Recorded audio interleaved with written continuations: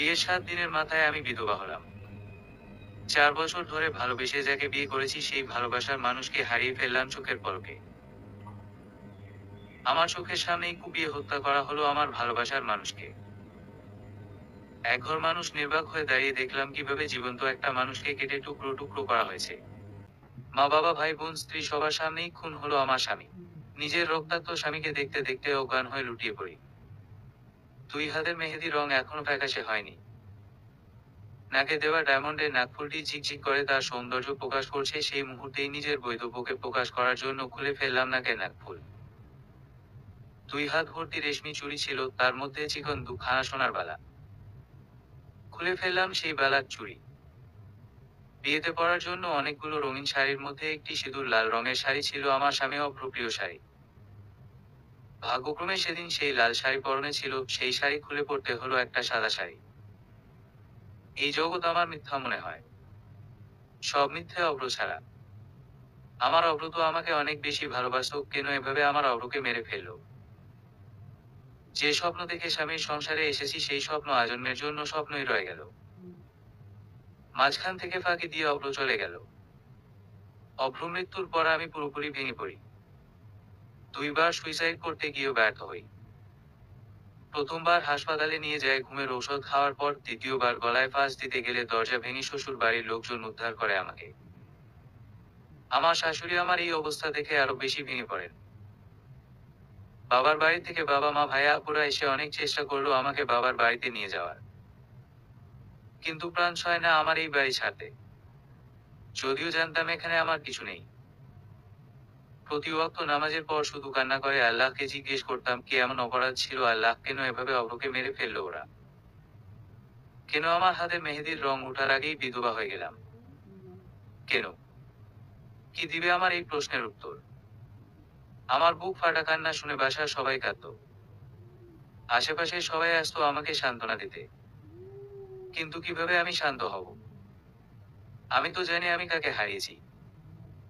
আমাকে কেন খুন করলো না, আগে আমাকে মেরে ফেলতো তারপর আমার অভ্রকে মারতো? কিভাবে আমি বাঁচবো? কাকে নিয়ে বাঁচবো আমি? অভ্র মৃত্যুর পর পুলিশ এলো। সবাইকে আলাদা আলাদা জিজ্ঞাসাবাদ করা হলো। পুলিশ এসে আমার জবানবন্দি নিল। ফ্যালফ্যাল করে তাকিয়ে রইলাম আমি। পুলিশ যখন আমাকে জিজ্ঞেস করলো কাউকে আমি চিনতে পেরেছি কিনা, এই ঘটনার সাথে কোনোভাবে আমি জড়িত কিনা। এমনও তো হতে পারে আমি পরকীয়া করছি, অভ্র বাধা দেয়, মানুষ ধরিয়ে ওকে খুন করাই এবং সবাইকে বিভ্রান্ত করার জন্য ডাকাতির নাটক সাজাই। কি নিষ্ঠুরভাবে তারা কথাগুলো বলে গেল। তাদের বল প্রতিটি কথা ছুরির মতো ভিতরে গিয়ে আমার কলিজা ফালা ফালা করে দিল। 1 মাস ধরে পুলিশের আসা যাওয়া জিজ্ঞাসাবাদের পর ওরা জানালো তদন্ত চলছে। আসামিদের ধরতে পারলে জানানো হবে আমাদের। আমি জানতাম কিছুই হবে না আর। আস্তে আস্তে ওরাও ভুলে যাবে অভ্র হত্যার কথা। তাদের দোষ দিয়েও লাভ নেই, প্রতিদিন হাজারটা মামলার ভিড়ে একটা অভ্র হত্যার কথা মনে না থাকাই তো স্বাভাবিক। কিন্তু আমার কাছে তো অভ্র একজনই, সে আমার ভালোবাসা। সবাই ভুলে যেতে পারে কিন্তু আমি কিভাবে ভুলবো? এ যে একটা গভীর ক্ষত, কিছুতেই সারবে না। 2 মাস পর বাবার বাড়িতে এলাম। এক প্রকার জোর করেই ভাইয়ারা তুলে নিয়ে আসলো। বাবার বাড়ি আসার পর কষ্ট আরো বেশি হতে লাগলো আমার। সারাদিন আশেপাশের মহিলারা আসে, সবাই বারবার জিজ্ঞেস করে কিভাবে কি হয়েছিল। সবার কাছে একটা গল্প মাত্র, আমার কাছে তো জীবনের একটা কালো অধ্যায়। যার ব্যথা সেই বুঝে, বাকিরা তো গল্প খোঁজে। আমার কাটা গায়ে লবণের ছিটার মতো লাগতো যখন সবাই আমাকে দেখে আহ উহ আহারে মেয়েটার কপাল পোড়া, অভাগী পোড়া কপালি বলে আফসোস করত। বড় ভাবি বিষয়টা খেয়াল করে সবার আগে। 7 দিনের মাথায় ভাবি বাড়িতে বিশেষ করে আমার কাছে মহিলাদের আসা বন্ধ করে দেয় দক্ষ হাতে। যেই এসে বলতো কাজলের সাথে একটু দেখা করতে এসেছি, আহারে মেয়েটাকে একটু দেখতে এসেছি, তাকেই ভাবি মুখের উপর বলে দিত দেখা করে কি করবেন? ওর জামাইকে ফিরিয়ে দিতে পারবেন আপনারা? তাহলে দেখা করার দরকার নাই, ও মেন্টালি সিক এখন। ভাবির এরকম চাঁচাছোলা জবাবের জন্য আশেপাশের সব মহিলার কাছে ভাবি বেয়াদব বউ বলে পরিচিত হয়ে গেল 2 দিনের মাথায়। তাতে ভাবি একটু কষ্ট পায়নি। রিলেশনের সময় সবার আগে অভ্র কথা আমি ভাবিকে জানিয়েছি, ভাবে আস্তে আস্তে সবাইকে ম্যানেজ করে দিয়েছে বাসায়। যখনই আমি কান্না করতাম ভাবি আপুরা ছুটে আসতো আমাকে সান্ত্বনা দিতে। সারাক্ষণই কেউ না কেউ সাথে থাকতো আমার। কিন্তু কিছুতেই আমি মনকে শান্ত করতে পারতাম না। কান্না যেন গলার কাছে এসে দলা পাকিয়ে থাকতো। বুকের উপর যেন একটা 10 মণ ওজনের পাথর বসে আছে সবসময়। ইচ্ছে করতো বুক কেটে ভিতর থেকে সব জ্বালা যন্ত্রণা বের করে দিই। 10 দিন বাবার বাড়িতে থাকার পর ভিতরের জ্বালা পড়া আরো বেড়ে গেল। শাশুড়ি আম্মাকে কল দিয়ে বললাম, মা গো, তোমার কাজ করে দেওয়ার জন্য তো একটা দাসীবাদী দরকার হয়। আমাকে না হয় তোমার দাসী হিসেবে রেখে দাও মা। খাওয়া পড়া ছাড়া কিছু দিতে হবে না, তবুও আমাকে নিয়ে যাও। তোমার বাড়ি, ওখানে আমার জামাইয়ের সব স্মৃতি মা। ছোট একটা জীবন আমার কেটে যাবে মা, ওর স্মৃতিচারণ করে আমাকে তাড়িয়ে দিও না মা, ঠাঁই দাও একটু। শাশুড়ি আম্মা কান্নার জন্য কথা বলতে পারলেন না। কোনোমতে ফুপিয়ে ফুপিয়ে বললেন, তুই চলে আয় মা, আমার দরজা তোর জন্য আজীবন খোলা থাকবে। সেদিন রাতেই বাবা মা ভাইয়া আপু সবার কথা উপেক্ষা করে চলে এলাম বাবার বাড়ি থেকে। ভাবি আপুরা অনেক চেষ্টা করলো আমাকে নিবৃত্ত করতে, কিন্তু পারেনি কেউ।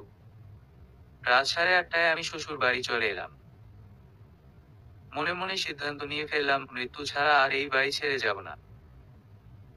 এখন আমার একমাত্র কাজ হচ্ছে যেভাবেই হোক খুঁজে বের করা ওদের। রাত 10:30টায় অনাকাঙ্ক্ষিত কলটি এলো। অচেনা নাম্বার দেখে প্রথমে রিসিভ করিনি, কিন্তু বারবার ফোন বাজতে থাকায় অগত্যা রিসিভ করতে হলো। ওপাশ থেকে বিষাদময় একটা কণ্ঠস্বর বলে উঠল, কাজল। কাজল লতা। এক মুহূর্ত লাগলো আমার বুঝতে কে কল দিয়েছে। বুঝতে পারার সাথে সাথেই বুকের ভিতরের ক্ষতটা যেন কেউ খুঁচিয়ে তুলল। গলায় ফাঁস হয়ে বসা কান্নারা বের হওয়ার জন্য হাঁসফাঁস করছে, তবুও তাদের দমিয়ে রাখলাম অনেক চেষ্টা করে। আমার যেন কিছুটা অভিমান হলো। এতদিন পর কেন নেহাল কল দিল? ও কি জানতে পারেনি এতদিন আমি আর নেহাল সেই স্কুল লাইফ থেকেই বেস্ট ফ্রেন্ড। দুজনের বাসা পাশাপাশি হওয়াতে স্কুল কলেজ সবখানেই দুজন একসাথে ছিলাম। সবাই ভাবতো আমাদের মধ্যে ভালোবাসার সম্পর্ক আছে। বিষয়টা নিয়ে আমরা দুজনও খুব মজা নিতাম। কেউই ওদের ভুল ভাঙাতে যেতাম না। ক্লাসের সবার বদ্ধমূল ধারণা ছিল এটা। তবে কখনো আমাদের বাসা থেকে কেউ কিছু সন্দেহ করেনি বা বাধা দেয়নি। এক পর্যায়ে যখন ক্লাসের সবাইকে অভ্র কথা জানালাম, তখন সবাই কিছুটা অবাক হয়। কেউই ভাবতেই পারেনি আমার আর নেহালের মধ্যে শুধুই ফ্রেন্ডশিপ রয়েছে। কিছুক্ষণ চুপ করে থেকে আবারও বলল, কাজল। কাজল লতা।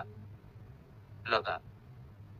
রাগ করে থাকিস না দোস্ত আমার, আমি আসলেই এতদিন কোনো খবর পাইনি। এত বড় একটা ঘটনা ঘটে গেল অথচ আমি কারো থেকেই খবর পাইনি।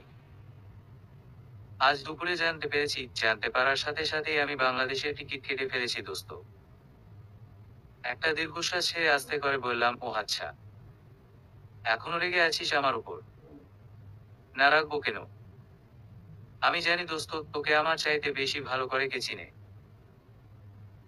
কেউ না। 11 বছরের বন্ধুত্ব, আমাদের বন্ডিং কি এতই খারাপ নাকি বল? এজন্যই আমার বিয়েতে আসারও সময় হয়নি তোর। আর আমাকে তো কল দেওয়াটাই ভুলে গেছিস তুই। কি করব বল দোস্ত, আমি ছেলে তুই মেয়ে, এটাই প্রধান বাধা। আমি তোর বেস্ট ফ্রেন্ড, তুই আমার বেস্ট ফ্রেন্ড, এটা তুই জানিস, আমি জানি, আমরা মানি, কিন্তু সবাই তো এই সম্পর্কটা সহজভাবে নিবে না। আমি আসলে চাইনি তোর কোনো ক্ষতি হোক আমার দ্বারা, তাই যোগাযোগ রাখিনি। অভ্র ভাই তো এমনিতেই কিছুটা কনজারভেটিভ, অন্তত আর কেউ না জানুক। আমি তো জানি অভ্র ভাইকে তুই কতটা ভালোবাসতি আর উনি তোকে কতটা ভালোবাসতো।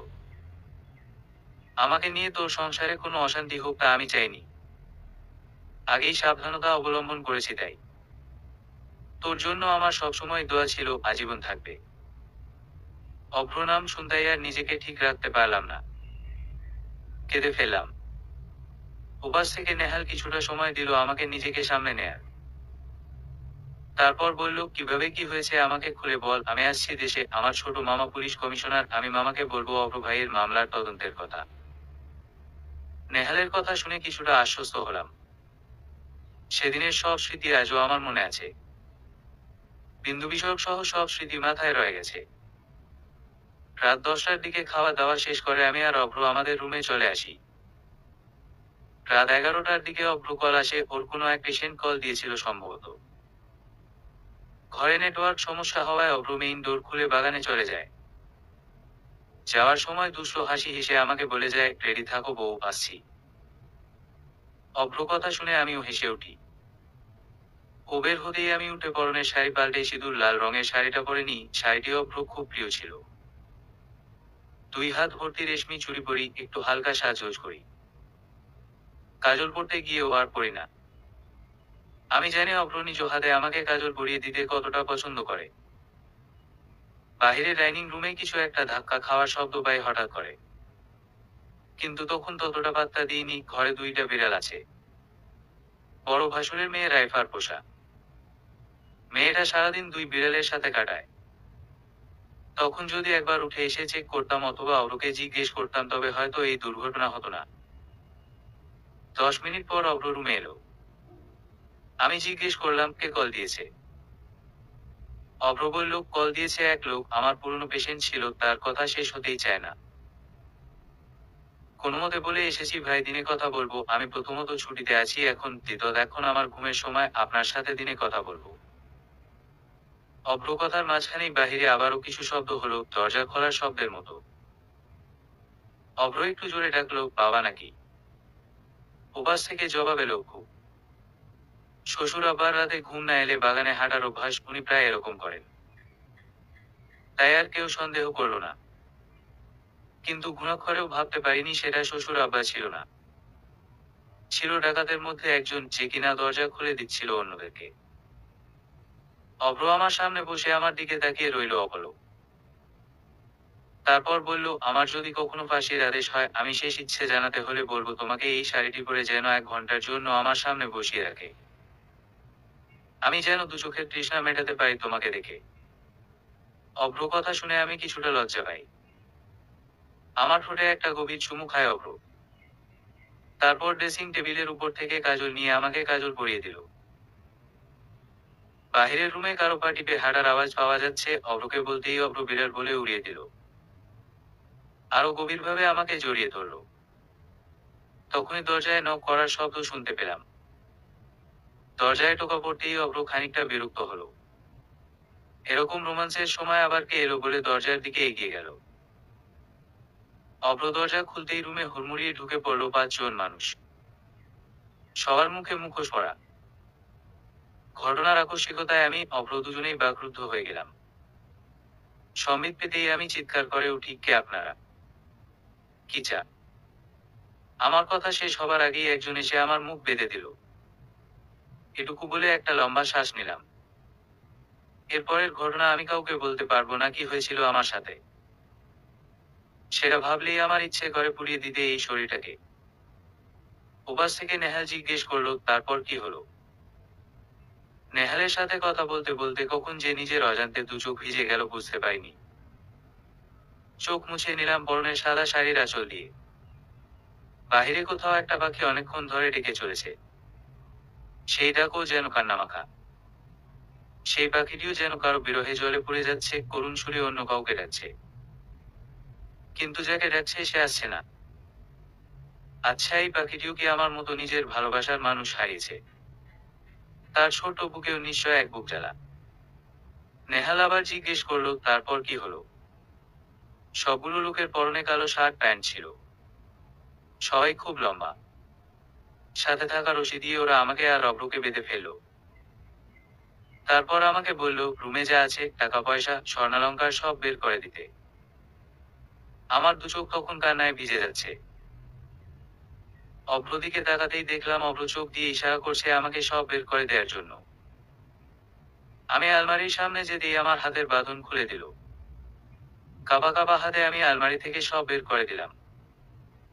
বিয়েতে স্বর্ণ দিয়েছিল শাশুড়ি আম্মা 10 ভরি, অভ্র একটা ডায়মন্ডের নেকলেস সেট গিফট করেছিল বাসর রাতে। তাও দিয়ে দিলাম।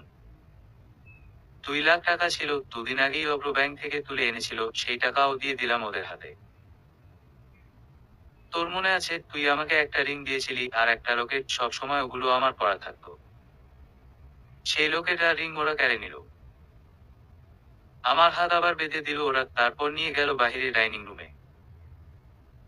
আমাকে আর অভ্রকে ডাইনিং রুমে দাঁড় করিয়ে ওরা একে একে আব্বা আম্মা, বড় ভাবি, ছোট আপা সবার রুমে ঢুকলো। সবার থেকেই স্বর্ণালঙ্কার টাকা সব বের করে নিল। সবাইকে ডাইনিং রুমে নিয়ে এলো।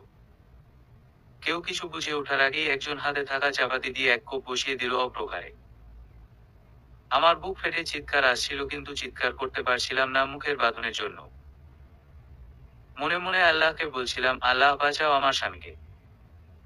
কেন ওকে মেরে ফেলছে আল্লাহ, আমাকে বিধবা করো না। চোখের সামনেই কুপিয়ে টুকরো করতে লাগলো ওরা অভ্রকে। আমার তখন আর সহ্য করার ক্ষমতা ছিল না। জ্ঞান হারিয়ে পড়ে গেলাম। নেহাল চুপ করে রইল শুনে। আমার প্রচন্ড বুক ব্যথা শুরু হয়ে গেছে ততক্ষণে। কিছুক্ষণ চুপ করে থাকার পর নেহাল জিজ্ঞেস করলো, তুই আজকাল কি করছিস, সময় কাটাচ্ছিস কিভাবে? নেহালের প্রশ্ন শুনে আমার মনে পড়লো আমি যে একটা কলেজের রসায়ন টিচার, ডিপার্টমেন্ট হেড। কতদিন আমি কলেজে যাই না। আশ্চর্য, এতদিন আমার মনেও ছিল না আমি আসলে কিছু করতাম। আমার চুপ করে থাকার মানে বুঝতে পারলো নেহাল। তারপর বলল, এভাবে থেকে কি লাভ হবে বল? কোনো কাজে নিজেকে ব্যস্ত রাখো, তাহলে অন্তত ডিপ্রেশন থেকে কিছুটা রিলিফ পাবি, কিছু সময়ের জন্য সব ভুলতে পারবি। বাসায় বসে থাকলে যন্ত্রণা করে কুড়ে খাবে। বারবার সেই কালো স্মৃতি মনে পড়বে। কাল থেকে কলেজে জয়েন কর। আচ্ছা দেখি। অনেক রাত হয়েছে, এবার ঘুমানো ট্রাই কর। আগামী পরশু দেখা হবে তোর কলেজে। রাখছি, আল্লাহ হাফিজ। নেহাল ফোন রেখে দিতে আমার বুকের ভিতর আবারও চিনচিনে ব্যথা টের পেতে লাগলাম। এই রুমেই তো অভ্র ছিল আমার সাথে। এই বিছানায়। এই সেই ড্রেসিং টেবিল যেখানে অভ্র আমাকে কাজল পরিয়ে দিয়েছে। আজ সবকিছু আছে, শুধু অভ্র নেই।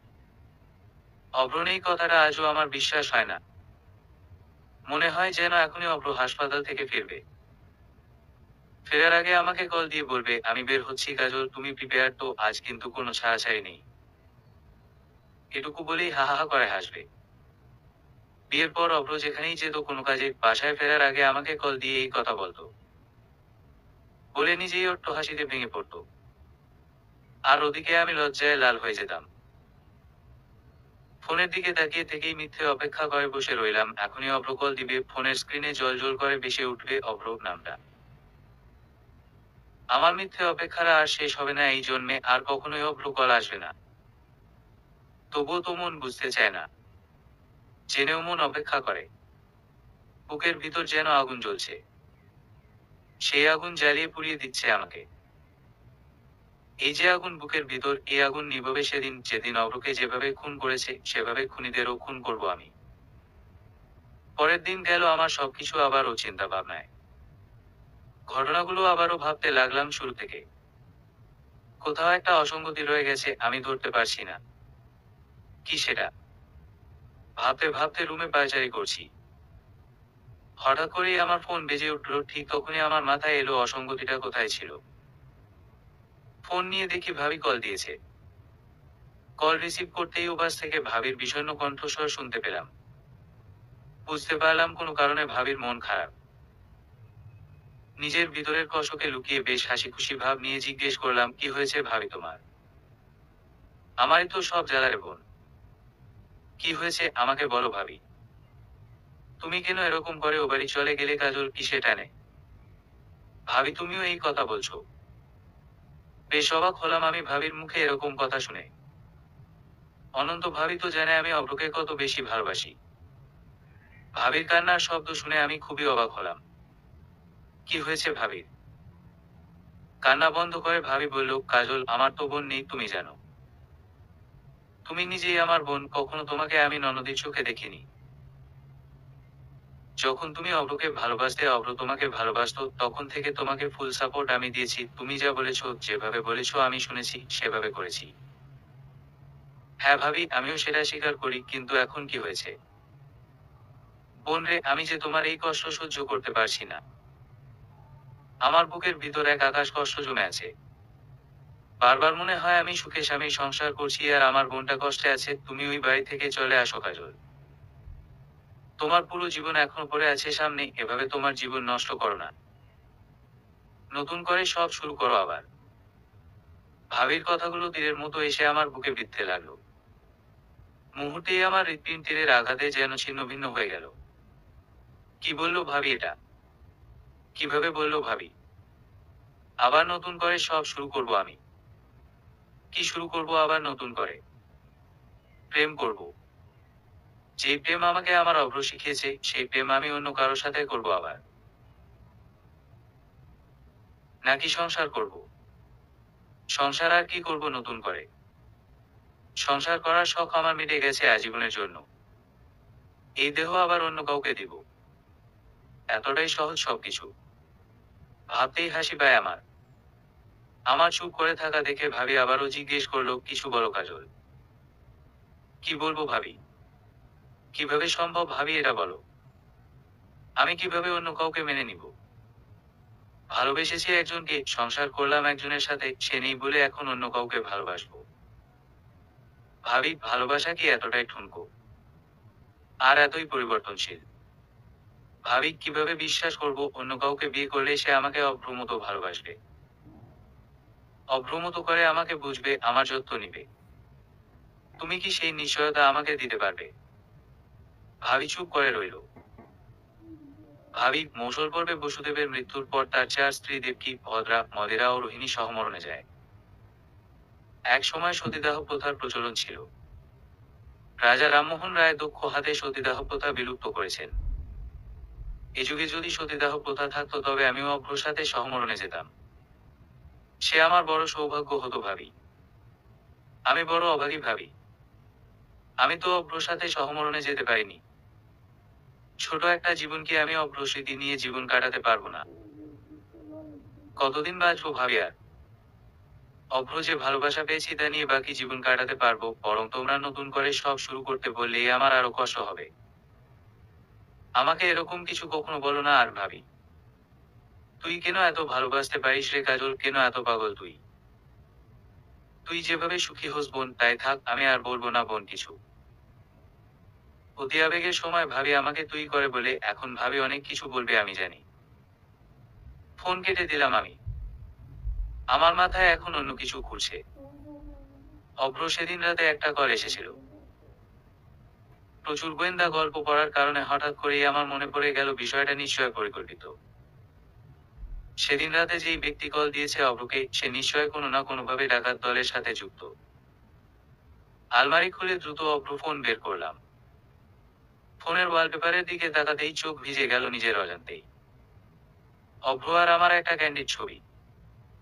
কলেজের ল্যাবে তোলা একটা ছবি। অভ্র গালের নিচে হাত দিয়ে তাকিয়ে আছে আমার দিকে, আমি একটা জার হাতে নিয়ে গভীর মনোযোগ দিয়ে কাজ করছি। বাতাসে আমার চুল উঠছে, চোখে খয়েরি ফ্রেমের চশমা, পরনে সাদা অ্যাপ্রন। অভ্র পরনে কালো শার্ট, নীল জিন্স। আমার খুব প্রিয় ছিল ছবিটি, তাই অভ্র ছবিটি ওয়ালপেপারে রেখেছে। এই ছবিটি তোলার দিনের কথা আমার মনে পড়ে গেল। সেদিন অভ্রর সাথে বাহিরে ঘুরতে যাওয়ার কথা ছিল। হাসপাতাল থেকে ছুটি নিয়ে অভ্র কলেজের সামনে চলে আসে আমাকে পিক করার জন্য, কিন্তু এসে দেখে আমি নেই। অগত্যা অভ্র কলেজের ভিতরে চলে যায়। ডিপার্টমেন্টে খোঁজ নিয়ে জানতে পারে আমি ল্যাবে আছি। সেকেন্ড ইয়ারের প্র্যাকটিক্যাল ক্লাস নিচ্ছি। বলে রাখা ভালো, অভ্রকে কলেজের সব স্যার ম্যাডামেরা চিনতো আমার হবু বর হিসেবে। সহজেই তাই অভ্র ল্যাবে যেতে পারল। গিয়ে দেখে আমি মহাব্যস্ত, দম ফেলারও ফুরসত পাচ্ছি না। অগত্যা বেচারা গালের নিচে হাত দিয়ে বসে বসে আমাকে দেখতে থাকে। সেই মুহূর্তে কলেজের ফটোগ্রাফার ল্যাবে আসে আমার সাথে অনুষ্ঠানের ছবি তোলা নিয়ে কথা বলতে। এরকম একটা ভিউ দেখে ছবি তোলার লোভ সামলাতে পারে না সে। তুলে ফেলে ছবিটি। পরবর্তীতে আমাদের বিয়েতে বড় করে বাধাই করে ছবিটি আমাকে গিফট করে সে। সেদিন আমি আনন্দে কেঁদেই ফেলেছিলাম।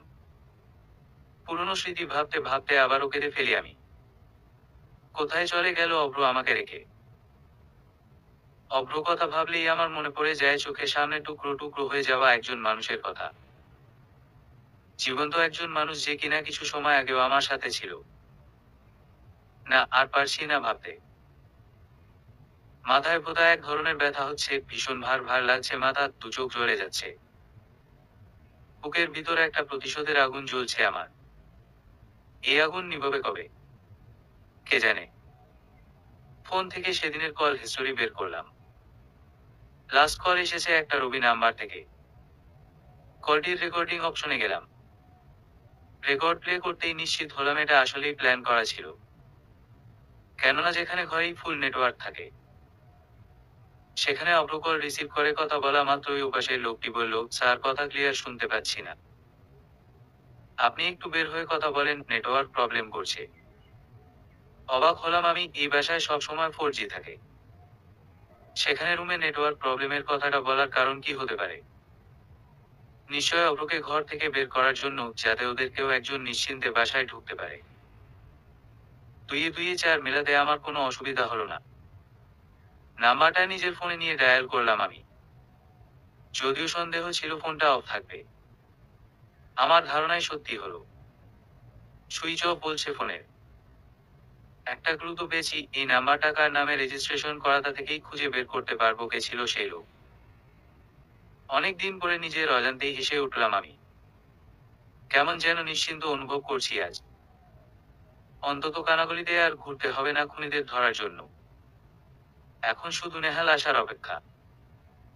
নেহাল আসলেই ওর মামাকে দিয়ে এই নাম্বারের ডিটেলস বের করে জানা যাবে সবকিছু। ফোনে অভ্র একটা ছবি বের করে কয়েকটা চুমু খেলাম, তারপর আস্তে করে অভ্রকে বললাম, আর অল্প কয়েকদিন শোনা, আমি শীঘ্রই খুঁজে বের করবো ওদের। আমার পরনের লাল শাড়ি কেড়ে নিয়েছে যারা, আমাকে বিধবা করেছে যারা, বিনা কারণে তোমাকে হত্যা করেছে যারা, তাদের শাস্তি আমি নিজ হাতে দিব। অনেক রাত হয়ে গেছে, ঘুমাতে হবে। কাল থেকে কলেজে জয়েন করব। বাসায় বসে থাকলে কষ্ট আরো বাড়বে, নেহাল ঠিকই বলেছে। অভ্র একটা ছবি বুকে নিয়ে শুয়ে পড়লাম। বিয়ের পর অভ্রকে কথা দিয়েছি সারা জীবন অভ্রকে আমার বুকে ঘুমাতে দিব, এখন অভ্র নেই, কিন্তু তবুও ওকে দেওয়া কথার বরখেলাপ আমি করতে পারছি না। মৃত্যুর পর যদি দেখা হয় কখনো, অভ্র যাতে না বলতে পারে আমি ওকে দেওয়া কথা রাখিনি। নেহাল দেশে ফিরিয়ে আমার সাথে দেখা করে। আমি তখন ক্লাস নিচ্ছিলাম। বাসায় না গিয়ে নেহাল প্রথমে আমার সাথে দেখা করতে চলে আসে আমার ডিপার্টমেন্টে।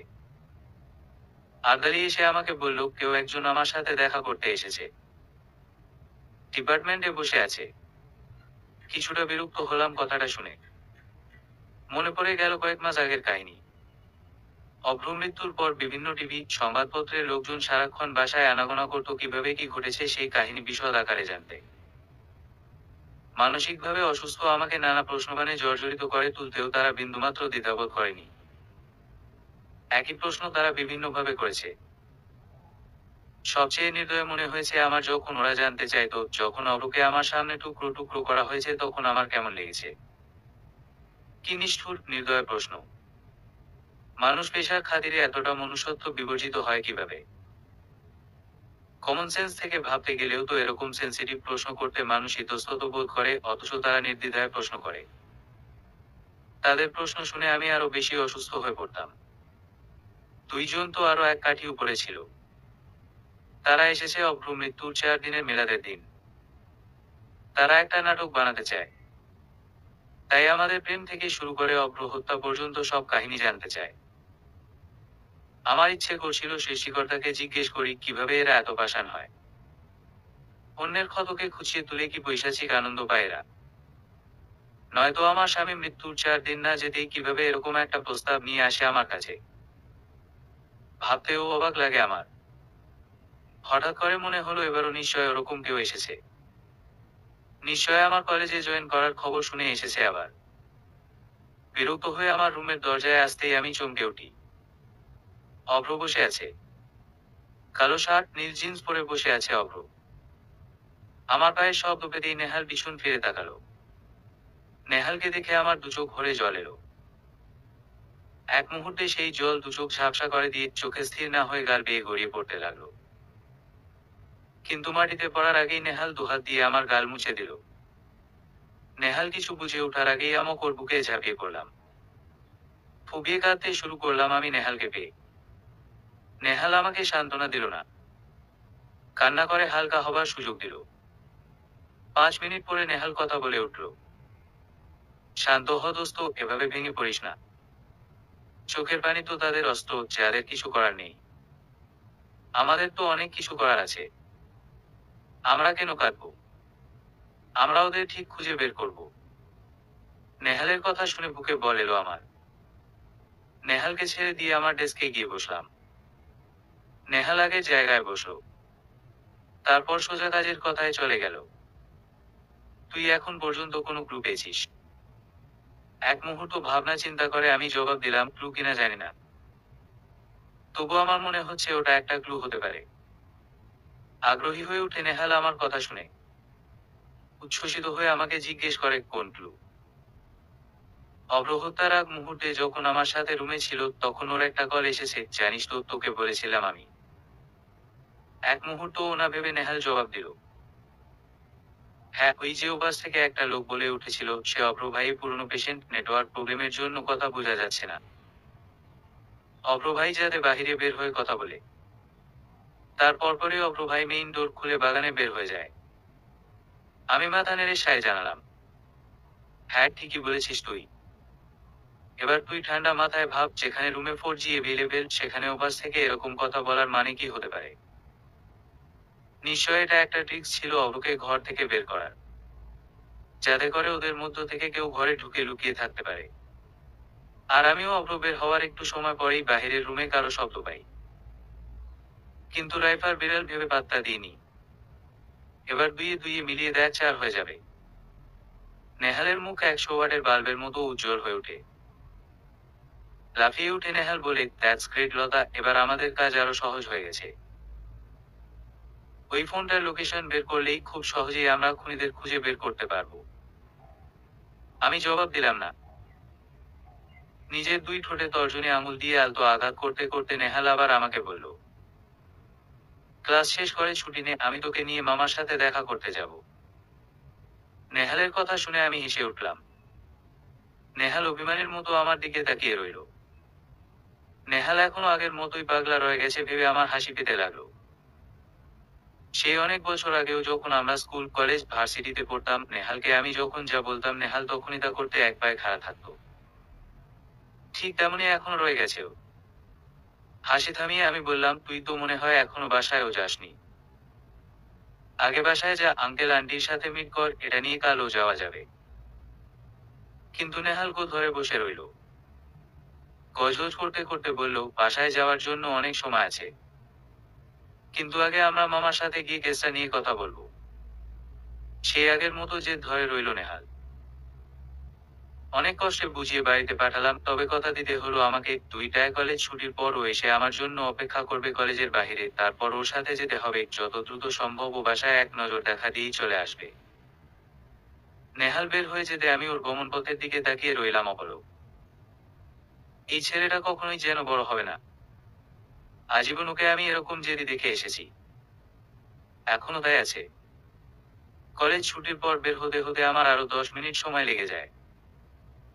বের হতেই দেখি নেহাল দাঁড়িয়ে আছে বাইক নিয়ে। আমার মনে পড়ে গেল অনেক বছর আগের কথা। এসএসসিতে গোল্ডেনে প্লাস পাওয়া, ইন্টারে ওঠার পর নেহালকে আঙ্কেল বাইক কিনে দেয়। নিজের বাইক হওয়ার পর নেহালের সে কি উত্তেজনা। সাথে সাথেই আমাদের বাসায় গিয়ে হাজির নেহাল। মুখে কথা নেই, প্রচন্ড উত্তেজিত থাকায় গলা দিয়ে ওর কথা বের হচ্ছিল না। কোনো মতে আমার হাত ধরে টানতে টানতে নিচে নিয়ে এলো। নেহালের হঠাৎ এই পাগলামি দেখে বাবা মাও কিছুটা অপ্রস্তুত হয়ে যায়। বারান্দায় দাঁড়িয়ে নিচের দিকে তাকিয়ে দেখে বাবা মা। নিচে গিয়ে দেখি বাইক নিয়ে আঙ্কেল দাঁড়িয়ে আছে। আঙ্কেলের হাত থেকে বাইকের চাবি নিয়ে বাইক স্টার্ট দেয় নেহাল। তারপর আমাকে পিছনে বসিয়ে ছুটে চলে। সেদিন আমরা অনেক অনেক অনেক দূর পর্যন্ত গিয়েছি। শহরের গণ্ডি পেরিয়ে গ্রামে চলে গিয়েছি। মাঠের পর মাঠ, ধানক্ষেত, পাশে বয়ে চলা নদী। নদীর স্বচ্ছ টলটলে জল দেখেই তৃষ্ণা জেগে গিয়েছিল। বাইক থেকে নেমে দুজনে আজরা ভরে পানি পান করি। কোনো ফুলের ঘ্রাণে মাতোয়ারা হয়ে যায়। বাসায় ফিরতে ফিরতে সন্ধ্যা হয়ে যায়। জীবনে প্রথম বাবা মা ভাইয়াদের ছাড়া একা এত দূর গিয়েছি। তারপর থেকে কলেজ আসা যাওয়া হতো নেহালের সাথে। আমাকে থপ হয়ে দাঁড়িয়ে থাকতে দেখে নেহাল বাইকে হর্ন দেয়। কল্পনা থেকে বাস্তবে ফিরে আসি আমি। তারপর গিয়ে নেহালের বাইকে বসি। নেহাল যেতে যেতে আমাকে জিজ্ঞেস করে, লাঞ্চ করেছিস তুই? বাসায় গিয়ে করব। আমি করিনি, চল আজ বাইরে খাই। না, আমি বাসায় গিয়ে খাবো, আম্মা অপেক্ষা করবে আমার জন্য। আমার কথা শুনে নেহাল কিছুটা আশাহত হলো, কিছুক্ষণ চুপ করে থেকে বলল, আজ এত বছর পর তোর সাথে আমার দেখা কাজল, অথচ আজকের জন্য তুই নিয়ম ভেঙে আমার সাথে খেতে পারবি না। মনে আছে কাজল, তোর স্কুলে থাকার সময় তোর টিফিনের টাকা দিয়ে তুই সাজগোজের জিনিস কিনতি, সাজতেন খুব ভালোবাসি তুই। তোকে খেপানোর জন্য আমি তোকে ডাকতাম লিপস্টিক কোম্পানি বলে। কত হাজার লিপস্টিক তোর কালেকশনে ছিল সেটা ভেবেও আমি শকর হতাম। টিফিন টাইমে তারপর দুজনে মিলে আমার টিফিন ভাগ করে খেতাম। দুদিন পর পর তুই রেস্টুরেন্টে খাওয়ার জন্য ঘ্যান ঘ্যান শুরু করতি। পথে আমাকে অসংখ্য চড় থাপ্পড় খেতে হতো তোকে নিয়ে রেস্টুরেন্টে যাই না বলে। সব সময় তুই আমার সাথে খেতে পছন্দ করতি। নেহালের কথা শুনতে শুনতে আমার চোখে পানি চলে এলো। কি সুন্দর ছিল সেই সময়টা। তবুও কিছুটা দূরত্ব আসে নেহাল যখন টিউশন শুরু করে। তুই মধ্যখানে আবার টিউশন শুরু করলি কেন? আমার প্রশ্ন শুনে নেহাল হাসতে থাকে। আমি কিছুটা বিরক্ত হই। হাসি থামিয়ে নেহাল জবাব দেয়, তখন আমার বয়স ছিল কত বল, পকেট মানি পেতাম কত আর। তোর রেস্টুরেন্টে খাবার বায়না মেটাতাম কি করে নয়তো আমি টিউশন শুরু না করলে। আমি যেন আকাশ থেকে পড়লাম নেহালের কথা শুনে। কি বললো এটা নেহাল? আমাকে চুপ থাকতে দেখে নেহাল আবার বলতে লাগলো, তোর সব স্মৃতি আমার মনে আছে লতা, আজীবন মনে থাকবে। আমি আজও আগে নেহাল আছি লতা, কিন্তু তুই পাল্টে গেছিস। এখন আর আমার সাথে খেতেও তোর ইচ্ছে করে না। কত দায়িত্ববোধ তোর এখন। স্বামীর প্রতি, শ্বশুর শাশুড়ির প্রতি, শিক্ষার্থীদের প্রতি। নেই শুধু নেহালের প্রতি। নেহাল কখনো তোর কেউ ছিল না, কখনো তোর বেস্ট ফ্রেন্ড ছিল না। বলতে বলতে নেহালের কণ্ঠ কেমন হয়ে এলো। আমি জানি নেহালের এখন কান্না পাচ্ছে। ভীষণ কান্না পাচ্ছে নেহালের। কিন্তু এও জানি নেহাল এখন কাঁদবে না। কিছুতেই কাঁদবে না। নেহালকে ধাতস্থ হবার সময় দিয়ে আমি বললাম, আমি একজন বিধবা মহিলা নেহাল, আগে সেই কাজল লতা নেই রে। এখন আর আমার সারা হাত পা নেই, চাইলেই মাইলের পর মাইল ছুটে যেতে পারি না তোর সাথে। বাসায় কোনো খাবার পছন্দ না হলে এখন আর তোর বাসায় হাজির হয়ে বলতে পারি না, চল বাহিরে খেতে যাব, খিদে লাগছে আমার। রাস্তায় কারো কাছে বড়ই দেখলে এখন আর তোকে বলতে পারি না, ঢিলমার নেহাল, বড়ই খাবো। নিজের আইসক্রিম শেষ হয়ে গেলে তোর হাতের আইসক্রিম কারাকারি করে খেতে পারি না নেহাল। আমি এখন অনেক বড় হয়ে গেছি। তোর কল্পনার চাইতে বেশি বড় হয়ে গেছি আমি নেহাল। এখন আমার মাথায় অনেক দায়িত্ব। অভ্রখুনিদের খুঁজে বের করতে হবে। বৃদ্ধ শ্বশুর শাশুড়ির দেখাশোনা করতে হবে। তাদের ছেলের অভাব আমাকে পূরণ করতে হবে। আমি এখন আর পুচকে কাজল নই, কতদিন হয়ে গেছে আমি কাজল ছুঁয়ে দেখিনি। কাজল তো দূরের কথা, শেষ কবে চুলে চিরুনি করেছি আমার তাও মনে পড়ে না। আমার এখন সাদা কালো জীবন, এখন আর রেস্টুরেন্টে বসে খাওয়ার বিলাসী জীবন আমার নেই। এখন আর স্বাদ চেখে দেখি না খেতে বসলে, এখন খাই বেঁচে থাকতে হবে বলে। বেঁচে থাকার জন্য যতটুকু না খেলেই নয় সেটুকু খাই। নেহাল আর কিছু বলল না। ওর মামার বাসায় গিয়ে বসার 2 মিনিটের মাথায় ওর মামা বের হয়ে এলেন। নেহালকে দেখেই বুকে জড়িয়ে ধরলেন। কুশল জিজ্ঞেস করে জানতে চাইলে সমস্যা কি। নেহাল বিস্তারিত খুলে বলল শুরু থেকে। সব শুনে নেহালের মামা আমাকে বললেন সেই নাম্বারে আবার কল দিতে। আমি জানতাম নাম্বার বন্ধ থাকবে, কিন্তু অবাক হয়ে গেলাম কল দিয়ে। নাম্বারটা অন পেলাম। রিং হচ্ছে ওপাশে। কিছুক্ষণ পর কেউ একজন রিসিভ করলো। কিছুক্ষণ হ্যালো হ্যালো করে কল কেটে দিল।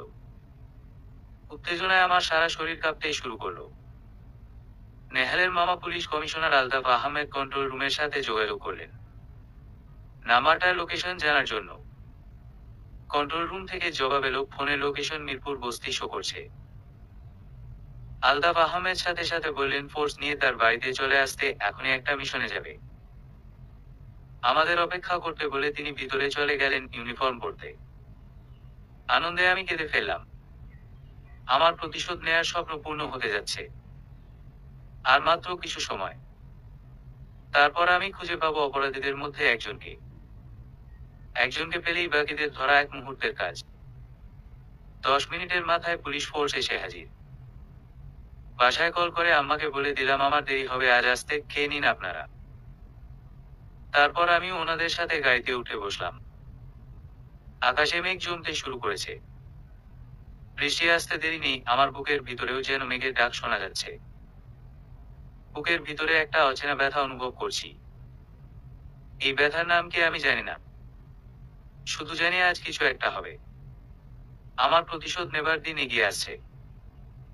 এক পা করে আমি সফলতার দিকে এগিয়ে যাচ্ছি। মিরপুর বস্তির কাছাকাছি যেতেই গুড়ি গুড়ি বৃষ্টি শুরু হলো। কন্ট্রোল রুম থেকে নিয়াজ নামের একজন ইন্সপেক্টর নেহালের মামা আলতাফ আহমেদকে কল দিলেন। টার্গেট আমাদের থেকে 100 ফুট দক্ষিণে আছে। বস্তির চিপাগলি দিয়ে জিপ আর এগুতে পারল না। মোড়ের একটা চায়ের দোকানের সামনে জিপ থামালেন ড্রাইভার। এই প্রথম আমি কোনো বস্তিতে এলাম। চারদিকে ঝুপড়ির মতো অসংখ্য ঘর। আমি কিছুটা অপ্রস্তুত হয়ে গেলাম। এটাও কি মানুষের জীবন হতে পারে? বৃষ্টি হওয়ায় জায়গায় জায়গায় পানি জমে কাদা হয়েছে। ছোট ছোট কতগুলো ছেলে মেয়ে কাদা ছড়াছড়ি করছে। ওদের দেখলেই মনে হয় পৃথিবীর কোথাও কোনো কষ্ট নেই, কোনো অশান্তি নেই। ওদের মতো সুখী কোথাও কেউ নেই। ছোট ছোট কবুতরের খাঁচার মতো ঘরে ওরা কি অনাবিল শান্তিতে আছে। অথচ বিরাট অট্টালিকাতে থেকেও কেউ কেউ বুকের ভিতর আগুন পুষে বেড়াচ্ছে। সৃষ্টিকর্তার হিসেব বড়ই অদ্ভুত। গুড়ি গুড়ি বৃষ্টিতে আমরা সবাই ভিজে যাচ্ছি। আশেপাশের দিকে তাকিয়ে আমি কিছুটা হতাশ হলাম। এ কেমন জীবন মানুষের! মাথার উপর পলিথিনের ছাউনি দেওয়া, এখানে ওখানে মহিলারা বসে আছে। কেউ রান্না করছে, পাশেই কেউ টয়লেটে যাচ্ছে, তার সাথেই কেউ খাবার খাচ্ছে। স্বাভাবিক অবস্থায় এই দৃশ্য দেখে আমার গা গুলিয়ে উঠত। কিন্তু আজ তা হচ্ছে না। আজ আমার মাথায় অন্য চিন্তা। নিয়াজ জানালো টার্গেট আমাদের থেকে দূরে সরে যাচ্ছে। কথাটা শুনে পুরো ফোর্স তৎপর হয়ে ওঠে। সবার আগে কমিশনার আলতাফ আহমেদ ছুটতে শুরু করে, তার পিছন পিছন বাকি সবাই ছুটতে শুরু করে। কিছু দূর যাওয়ার পর নিয়াজ জানালো টার্গেট আমাদের থেকে বামে। বাম পাশে চিপা একটা গলি। একজন মানুষের বেশি চলতে পারবে না এই গলি দিয়ে। কিছু দূর যাবার পর নিয়াজ জানালো আমরা টার্গেট ক্রস করছি। আলতাফ আহমেদ দাঁড়িয়ে গিয়ে আমাকে ইশারা দিল। সাথে সাথে আমি ফোন বের করে কল দিলাম সেই নাম্বারে। পাশের ঘরের ভিতর থেকে একজন লোক বের হয়ে এলো মোবাইল হাতে নিয়ে। তারপর হ্যালো হ্যালো বলতে লাগলো। লোকটার দিকে তাকিয়ে আমরা সবাই হা হয়ে গেলাম। যে লোকটা এলো তিনি হাতে একটা লাঠি, চোখে কালো চশমা পরা, বয়স 70+। দেখেই বোঝা যাচ্ছে লোকটা অন্ধ। আমি বিরাট এক ধাক্কা খেলাম দেখে। আমার মতো সবাই অবাক হয়ে গেছে লোকটাকে দেখে। শিওর হবার জন্য আমি আবারও কল দিলাম। লোকটার ফোন বেজে উঠল। লোকটার বুকের ভিতর যে চাপা আনন্দ অনুভব করছিলাম, সেই আনন্দ মুহূর্তেই বিষাদে রূপ নিল। হঠাৎ করেই আমার সারা শরীর অবশ হয়ে আসতে লাগলো। কান্না গলা পাকিয়ে গলায় এসে আটকে গেল। চারপাশ যেন থরথর করে কাঁপছে। আমি অজ্ঞান হয়ে পড়ে গেলাম। জ্ঞান ফিরতেই দেখি আমি নেহালের কোলে মাথা রেখে শুয়ে আছি। নেহাল আমার মাথায় হাত বুলিয়ে দিচ্ছে। সামনে বসে আছে কমিশনার আলতাফ আহমেদ। একপাশে সেই অন্ধ লোকটি। আমার জ্ঞান ফেরার পর আলতাফ আহমেদ আমার সামনে লোকটিকে জিজ্ঞেস করলো ফোনটা কিভাবে উনি পেয়েছে। উত্তরে লোকটা জানায় ট্রাফিক মোড়ে ভিক্ষা করছিল লোকটি, তখনই গাড়ি থেকে কেউ একজন ফোনটা তার থালায় ফোনটা ফেলে যায়। বুকের ভিতর দুমড়ে মুচড়ে যাচ্ছে। একটা কষ্ট যেন পাথরের মতো চেপে ধরে রেখেছে। আমার বুক ফেটে কান্না আসছে, কিন্তু কান্না করতে পারছি না। অধিক শোকে পাথরের মতো হয়ে গেছি। নেহালের চোখ থেকে টপটপ করে কয়েক ফোঁটা জল গড়িয়ে পড়লো আমার গালে। আলতাফ আহমেদ কিছুক্ষণ চুপ করে থেকে আমাকে বললেন, এত ভেঙে পড়ছো কেন তোমরা? ভুলে গেছো কেন আমাদের হাতে এখনো আরেকটা সুযোগ আছে? নেহাল জিজ্ঞেস করলো, কি সুযোগ মামা? মুচকি হেসে আলতাফ আহমেদ বললেন, মোবাইল না হয় অন্য কাউকে দিয়ে দিয়েছে ওরা, কিন্তু সিম কার্ড ওটা যার নামে রেজিস্ট্রেশন করা আছে তা খুব সহজেই বের করে ফেলতে পারবো আমরা। আরেকটা সম্ভাবনা দেখা দিল। কিছুটা স্বস্তিবোধ করলাম কমিশনার সাহেবের কথা শুনে। নেহালের মামা কমিশনার আলতাফ আহমেদের হস্তক্ষেপের কারণে খুব দ্রুত সিম কার্ডের সব ইনফরমেশন হাতে পেয়ে যায় আমরা। রায়েরবাগের কোনো এক শাহজাহানের নামে সিম কার্ড রেজিস্ট্রেশন করা আছে। সমস্ত ডিটেলস হাতে পাওয়ার পর একটা ফোর্স নিয়ে আলতাফ আহমেদ পরের দিন সকালেই বের হয়ে যান আমাকে আর নেহালকে সাথে নিয়ে। বের হবার আগে তিনি লোকাল থানাকে ইনফর্ম করে দেন বিষয়টা। দুরু বুকে যেতে থাকি আমরা সামনের দিকে। গাড়ি যত এগিয়ে যায় আমার বুকের ভিতরের কাঁপুনি তত বেড়ে যায়। তৃষ্ণায় গলা শুকিয়ে যাচ্ছে আমার, আমি টের পেলাম। নেহালকে বলতেই নেহাল গাড়ি থামিয়ে এক বোতল মিনারেল ওয়াটার নিল আমার জন্য। এক চুমুকেই অর্ধেক বোতল শেষ করে ফেললাম আমি। শনির আখড়ায় থাকাকালীন লোকাল থানার ওসি আনোয়ার হোসেন কল দিলেন নেহালের মামাকে। শাহজাহান নামক লোকটার সমস্ত ডিটেলস তিনি জোগাড় করে ফেলেছেন। আমরা রায়ের বাগ যাওয়ার পর আনোয়ার হোসেন উঠে এলেন আমাদের সাথে গাড়িতে। কিছু দূর যাওয়ার পর আনোয়ার হোসেন গাড়ি থামানোর নির্দেশ দিলেন। কিছু দূর পায়ে হেঁটে যাওয়ার পর একটা টেলার্সের সামনে গিয়ে হাজির হলাম আমরা। তারপর সবাই ঢুকে পড়লাম ভিতরে। দুজন লোক বসে সেলাই করছে, একজন কাটিং করছে। যে কাটিং করছে সম্ভবত সেই দোকানের মালিক। আমাদের দেখে সেই এগিয়ে এলো। আনোয়ার হোসেন কিছুটা চিৎকার করে জিজ্ঞেস করলেন, এই দোকানের মালিককে? আনোয়ার হোসেনের প্রশ্ন শুনে সেলাইয়ের কাজে থাকা একজন মাথা উঁচু করে তাকালো। কিন্তু অন্যজন কোনো দিকে না তাকিয়ে তার কাজ করে যেতে লাগলো। কাটিং করা লোকটি এগিয়ে এসে বলল, আমার নাম হাবিবুর রহমান স্যার, আমি এই আনন্দ টেইলার্সের মালিক। এখানে শাহজাহানকে? হাবিবুর রহমান নামের লোকটা ইশারা দিয়ে দেখালো কাজে মগ্ন হয়ে থাকা লোকটিকে। লোকটি কোনো দিকে না তাকিয়ে কাজ করে যেতে লাগলো। ওসি সাহেব তার সামনে গিয়ে জিজ্ঞেস করলেন, তোর নাম কি রে? লোকটা কোনো জবাব দিল না। ওসি সাহেব আবারও জিজ্ঞেস করলেন, কিন্তু লোকটা কোনো জবাব দিল না। টেবিলের উপর জোরে একটা থাপ্পড় দিতেই লোকটা চমকে উঠল। তারপর মুখ তুলে তাকালো আমাদের দিকে। ওসি সাহেব আবারও জিজ্ঞেস করলেন, কিন্তু লোকটা ফ্যাল করে তাকিয়ে রইল। পাশ থেকে হাবিবুর রহমান বলল, ও বোবাকালা স্যার। কানেও শুনে না, কথাও বলতে পারে না। কথাটা শুনে আমার মাথায় আবার বজ্রপাত হলো। কি হচ্ছে এসব আমার সাথে? প্রথমে যখন ফোনটা পাওয়া গেল তখন ছিল এক অন্ধ লোকের কাছে। আর আজ যখন সিম কার্ডের সন্ধান মিলল তখন পাওয়া গেল এক বোবা লোককে। আলতাফ আহমেদ আমার মুখের দিকে তাকালেন, আমি তাকিয়ে রইলাম শূন্যের দিকে। মনে হচ্ছে যেন অতল গহ্বরে তলিয়ে যাচ্ছি আমি। চোখে মুখে সব অন্ধকার। অন্ধকার গাঢ় থেকে গাঢ়তর হচ্ছে। আমি বুঝতে পারছি আমি জ্ঞান হারাতে চলছি। কিন্তু আমার অবচেতন মন বলছে এখন জ্ঞান হারানো যাবে না। একটা মাস্টার মাইন্ডের ষড়যন্ত্র এখানে। খপ করে আমি নেহালের হাত ধরে ফেললাম। না, আমি অজ্ঞান হব না। কিছুতেই না। আমাকে সব খুঁজে বের করতে হবে। নেহাল আমার হাত শক্ত করে চেপে ধরে দাঁড়িয়ে আছে। আলতাফ আহমেদ হাবিবুর রহমানকে জিজ্ঞেস করলেন, এ কবে থেকে এখানে কাজ করছে? 6 বছর ধইরা কাম করতাছে স্যার। মোবাইল থেকে ফোন নাম্বারটা বের করে আলতাফ আহমেদ জিজ্ঞেস করলেন, এই নাম্বারটা কি চেনো তুমি? জি স্যার, চিনি তো। এইটা তো শাহজাহানের নাম্বার।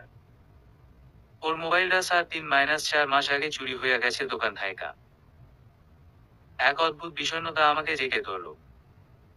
আমার যেন সব শেষ। একটা শেষ ভরসা যা ছিল তা এখন শেষ। আমি এখন কি করব?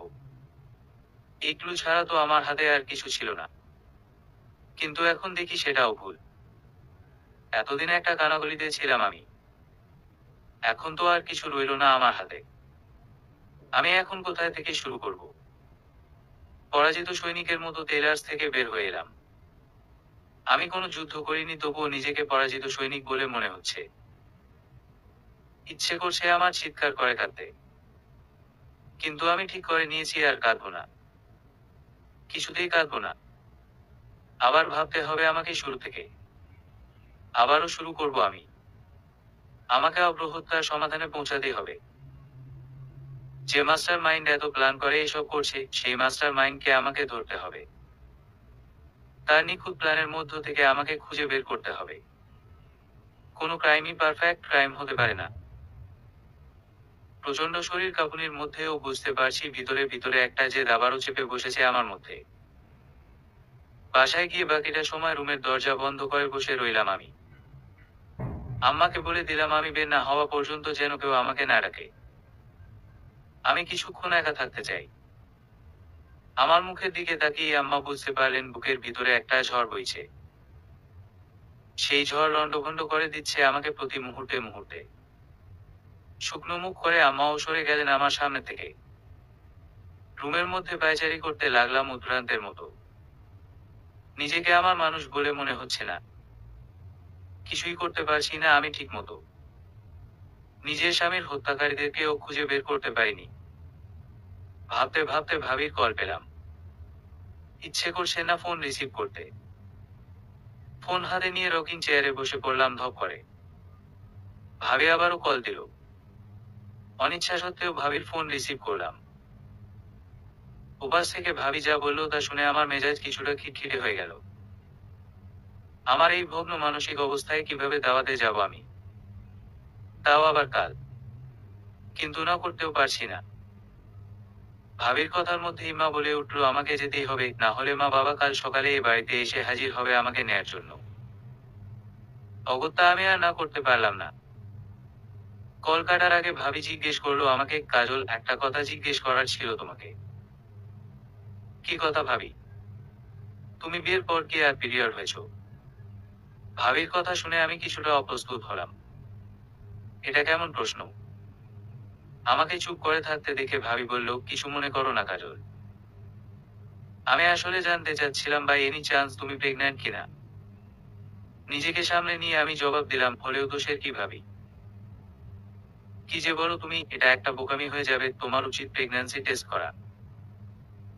বাচ্চার বাবাকে না কেতা যদি বাচ্চার মা বাচ্চা না জানে, সেই বাচ্চা জন্ম দেওয়ার মতো জ্বালা আর কি আছে? এই কাজ করো না কাজল। ভাবি ফোন রেখে দিল। আমি তো হয়ে গেলাম ভাবির কথা শুনে। কি বললো ভাবি এসব? আমার বাচ্চার বাবাকে তা নিয়ে ভাবি ভাবছে কেন? আমার বাচ্চা হলেও কি ক্ষতিকার? আমি তো সেকেন্ড ম্যারেজ করতে যাচ্ছি না। মাথাটা ভার ভার লাগতে লাগলো। রুমের বাতি বন্ধ করে দিয়ে ধ্যানে বসলাম। নিজেকে কিছুটা নিরিবিলি সময় দেওয়া দরকার। মনের মধ্যে একটা খচখচানি রয়ে গেছে। মনে হচ্ছে যেন একটু ভাবলেই সেটা স্পষ্ট হয়ে উঠবে। সকালে ঘুম ভাঙলো দেরিতেই।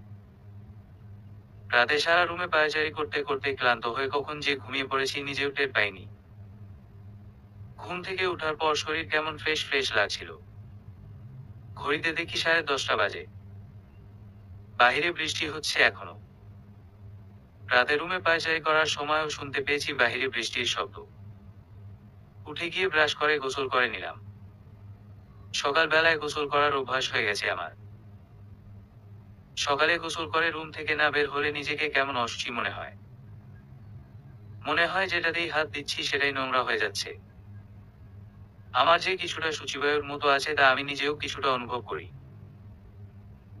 কিন্তু চেঞ্জ করার চিন্তা করি না যদিও। কি দরকার চেঞ্জ করার? গোসল করে রুমে আসার পর টের পেলাম আমার প্রচন্ড খিদে পেয়েছে। মনে হচ্ছে যেন আমি একাই 10 জনের খাবার খেয়ে ফেলতে পারবো। নিজের এই অবস্থা দেখে নিজেই লজ্জিত হয়ে পড়লাম। জানালার কাছ বেয়ে বৃষ্টির ফোঁটা গড়িয়ে পড়ছে। বাহিরে তুমুল বৃষ্টি হচ্ছে। জানালার কাছ খুলে দিতেই বৃষ্টির ছিটা এসে আমাকে এক দফা ভিজিয়ে দিল। বরফের মতো ঠান্ডা বৃষ্টির পানি। ইচ্ছে করছে আমার বৃষ্টিতে ভিজি কিছুক্ষণ, তাতে হয়তো ভিতরের জ্বালা কিছুটা কমবে। কিন্তু ইচ্ছেকে প্রশ্রয় দিলাম না। আমি জানি এই জ্বালা যতক্ষণ থাকবে ততক্ষণ আমার মাথায় প্রতিশোধ নেবার একটা জেদ থাকবে। ভিতরের আগুন নিভে গেলে আমার জেদ নিস্তেজ হয়ে যাবে। আমি তা কিছুতেই হতে দিব না। জানালার শিক গলিয়ে হাত বের করলাম। বৃষ্টির পানি হাতে এসে পড়ছে। গুনগুন করে গিয়ে উঠলাম হুমায়ুন আহমেদ স্যারের সেই বিখ্যাত গানটি, যদি মন কাঁদে। তুমি চলে এসো, চলে এসো। এক বর্ষায়। এসো ঝড়ো ঝড়ো বৃষ্টিতে। জল ভরা দৃষ্টিতে। এসো কোমল শ্যামল ছায়। যদিও তখন আকাশ থাকবে বৈরী। কদমগুচ্ছ হাতে নিয়ে আমি তৈরি। উতলা আকাশ মেঘে মেঘে হবে কালো। ছলকে ছলকে নাচিবে বিজলি আরো। তুমি চলে এসো, চলে এসো। এক বর্ষায়। নামিবে আধার বেলা ফোরাবার ক্ষণে। মেঘমাল্লা বৃষ্টিরও মনে মনে। কদমগুচ্ছ খোপায় জোড়ায় দিয়ে। জল ভরা মাঠে নাচিব তোমায় নিয়ে। তুমি চলে এসো, চলে এসো। এক বর্ষায়। গাইতে গাইতেই কেমন আনমনা হয়ে গেলাম, চোখের কোণ ভিজে গেল। এই গান গিয়ে আমি কাকে আহ্বান করছি? কে আসবে আমার কাছে এই বৃষ্টিস্নাত দিনে? অভ্র। আমার অবচেতন মন কি এই গানের মধ্য দিয়ে অভ্রকে ডাকছে? অভ্রকে আসবে আর কখনো? আমার অভ্র তো আমাকে কথা দিয়েছিল এরকম বৃষ্টির দিনে আমাকে সাথে নিয়ে বৃষ্টি বিলাস করবে। আমি পরবো সাদা শাড়ি, নীল ব্লাউজ, অভ্র পরবে নীল পাঞ্জাবি। সেদিন আমরা অনেক পথ হাঁটবো। হাঁটতে হাঁটতে কোনো একটা দোকানে গিয়ে চা খাবো। বৃষ্টির জল সেই চা এগিয়ে পড়বে, অভ্র ভাষায় সেই চা হবে একেবারে পারফেক্ট চা। কেননা সেই চাটা আর ফু দিয়ে ঠান্ডা করে খেতে হবে না। কি অদ্ভুত, তখন কোনো বৃষ্টি হয়নি, অথচ বৃষ্টি শুরু হয়েছে গতকাল। এখন আর অভ্র নেই। সবচেয়ে অদ্ভুত কথা হচ্ছে আমার পরনে এখন সাদা শাড়ি ঠিকই আছে, কিন্তু নীল পাঞ্জাবি পরার জন্য অভ্র নেই। অভ্র মৃত্যুর পর থেকে আমি আর রঙিন শাড়ি পরিনি। কেন পরবো? কার জন্য পরবো? কে দেখবে সেই সৌন্দর্য? আমার তো স্বামী নেই। যার জীবনে স্বামী নেই তার জীবনে আর রং চকচকানির কি দরকার? রঙিন জীবন যদি কাটানোর ভাগ্য থাকতো তাহলে আল্লাহ স্বামীকে জীবিত রাখতো। এ আমার এক নীরব আত্মাভিমান, নিজের উপর নিজের রাগ। এই জীবনের জন্য রঙিন কাপড় আমার জন্য নিষিদ্ধ করে দিলাম আমি নিজে। বৃষ্টির জল হাতে নিয়ে মনে মনে বললাম, অভ্র তুমি ছাড়া এই বৃষ্টি বিলাস আমার কাছে অর্থহীন। ভিতর থেকে কান্না আবারও মাথাচাড়া দিয়ে উঠছে বুঝতে পেরে জানালার গ্লাস বন্ধ করে দিলাম।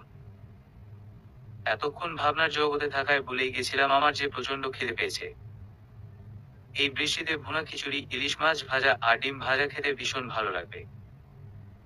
দুপুরে আবার ভাবির বাবার বাড়িতে যেতে হবে। রুম থেকে বের হয়ে গেলাম খিচুড়ি রান্না করার জন্য। আমার ভাগ্য হলো না অভ্রকে বৃষ্টির দিনে খিচুড়ি রেঁধে খাওয়াবার, অনন্ত অভ্র বাবা মাকে তো খাওয়াতে পারবো। রুমের দরজা খুলে বের হতেই আমি নিজেই অবাক হয়ে গেলাম। ভুনা খিচুড়ির ঘ্রাণ ভেসে আসছে। কড়াইতে ইলিশ মাছ ভাজছে কেউ, সেই ঘ্রাণও পাচ্ছি। কিন্তু এটা কিভাবে সম্ভব? আমি তো কাউকে কিছু বলিনি। বের হয়ে ডাইনিং রুমে যেতেই দেখি আম্মা বড় একটা ডিশ থেকে প্লেটে খিচুড়ি সার্ভ করছে। আব্বা কিচেন নাইফ হাতে নিয়ে শশা কাটছে গোল গোল করে। কিচেন থেকে ইলিশ ভাজার শব্দ ভেসে আসছে। আমাদের বাসায় কোনো হেল্পিং হ্যান্ড নেই, ভাবিরা সবাই ভাইয়াদের চাকরি সূত্রে আরেক জায়গায় থাকে, বাসায় আমরা তিনজন মানুষ। কিন্তু কে ইলিশ ভাজছে কিছুই বুঝতে পারছি না। আম্মাকে জিজ্ঞেস করতেই আম্মা জবাব দিলেন, আমার আরেকটা ছেলে আছে, সে এসব নিজ হাতে রেঁধেছে, কিচেনে গিয়ে দেখে আসো। আম্মার এই হেয়ালির কোনো মানে আছে? আর কিছু জিজ্ঞেস না করে আমি কিচেনে চলে গেলাম। নেহালকে দেখে আমি তো হয়ে গেলাম। ও এখানে কেন? সে কথা জিজ্ঞেস করতেই নেহাল জবাব দিল, তুই ভুলে গেলেও আমার তো মনে আছে বন্ধু, বৃষ্টি হলেই যে তোর খিচুড়ি খাবার ক্রেভিংস হয়। তাই সকাল সকাল মাছ বাজার থেকে পদ্মার তাজা ইলিশ আর গরু মাংস নিয়ে চলে এলাম তোকে সারপ্রাইজ দিতে। কিছু না বলে আমি বের হয়ে এলাম কিচেন থেকে। নেহালের এরকম অতিরিক্ত কেয়ার আমার কাছে কেমন সন্দেহজনক লাগছে। নেহালের কি অন্য কোনো উদ্দেশ্য আছে এসবের পিছনে? নাকি এসব শুধুমাত্রই বন্ধুত্বর জন্য করছে নেহাল? এমন তো নয় ও এরকম আগে করেনি। ও আগেও এরকম ছিল। কিন্তু তবু কেন জানি আজকে আমার কাছে কেমন সন্দেহজনক লাগছে এসব কিছু। 5 মিনিটের মাথায় নেহাল চলে এলো ইলিশ মাছ ভাজা নিয়ে, তারপর আবার গিয়ে নিয়ে এলো ডিম ভাজা।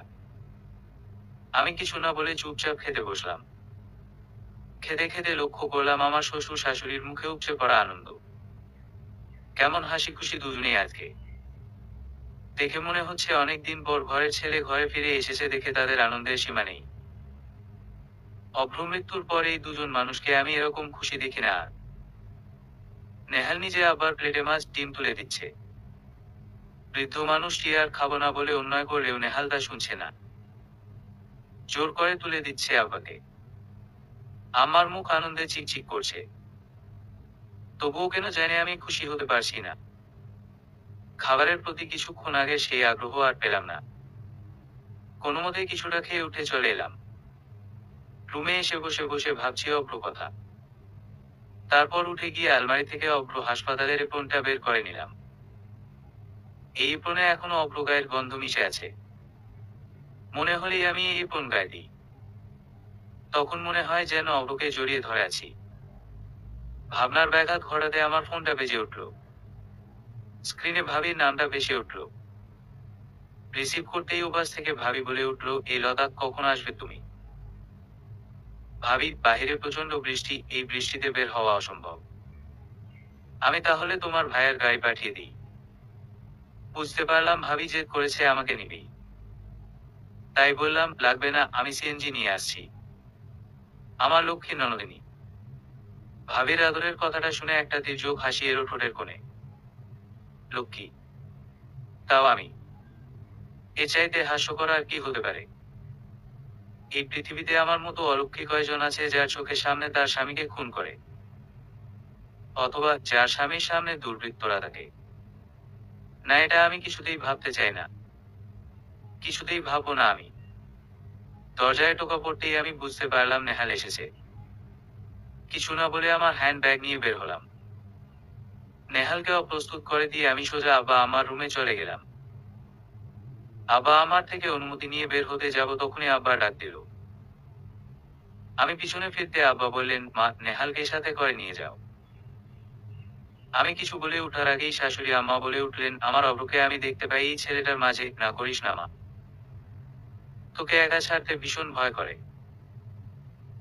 আমরা তো ঘরপড়া গরু রে মা, তাই আমাদের ভীষণ ভয়, তোর সাথে কেউ থাকলে তবুও একটু ভরসা পাবো। আব্বা আমার ইচ্ছেকে মেনে নিয়ে নেহালকে বললাম, চল আমার সাথে। মুহূর্তেই নেহালের মুখ হাসি হাসি হয়ে গেল আমার কথা শুনে। নেহাল আজ গাড়ি নিয়ে এসেছে। গাড়ির সিটে বসে আমি সিট বেল্ট বেঁধে নিলাম। নেহাল চুপচাপ গাড়ি চালাচ্ছে। মৌনতা ভেঙে আমি আগে জিজ্ঞেস করলাম, তোর সমস্যা কি? জবাব না দিয়ে নেহাল চুপচাপ গাড়ি চালাতে লাগলো। আমার ধৈর্যের বাঁধ ভেঙে গেল, চিৎকার করে বললাম, মজা নিচ্ছিস তোরা আমার সাথে? আমি বিধবা বলে আমাকে দুর্বল ভাবছিস? ভাবছিস আমি এখন খুব সস্তা হয়ে গেছি, চাইলেই পেয়ে যাবি? আমার এরকম নিষ্ঠুর অভিযোগ শুনে নেহাল হঠাৎ করে গাড়ি ব্রেক কষল। তারপর অবাক হয়ে আমার দিকে তাকিয়ে রইল। নেহালের চেহারায় বিস্ময় ভাব ফুটে উঠেছে। নেহালকে চুপ করে থাকতে দেখে আমার আরো জেদ চেপে গেল। চিৎকার করে বললাম, তোর এরকম ভালো মানুষের উদ্দেশ্যকে আমি ভালো করেই বুঝি নেহাল, আমাকে এতটাও বোকা ভাবিস না। আমি একটা কলেজের ডিপার্টমেন্ট হেড, এতটা বোকা না যে তোর উদ্দেশ্য বুঝতে পারবে না। নেহাল কিছু না বলে গাড়ি স্টার্ট দিল। দু চোখ টলমল করছে। আমি না দেখার ভান করে বসে রইলাম। যেতে যেতে বৃষ্টি থেমে গেল। বাসায় পৌঁছে দেখি সবাই রেডি। নেহালকে দেখে বাবা মা ভাইয়া আপুরা সবাই মহাখুশি। অনেকদিন পর নেহালকে দেখেছে। রিটায়ারমেন্টের পর বাবা অন্য জায়গায় বাসা করে, নেহালের বাবা আরেক জায়গায়। তার মধ্যে নেহাল বিদেশ চলে যাওয়ায় অনেকদিন দেখা হয়নি।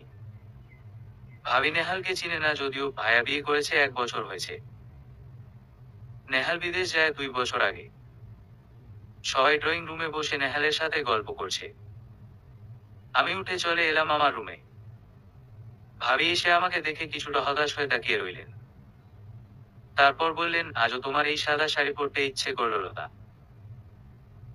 আমি মুচকি হেসে জবাব দিলাম, আমার জীবনটাই তো এখন সাদা কালো ভাবি, আমার জীবনে এখন কোনো রং নেই, রঙের বড় আকাল চলছে।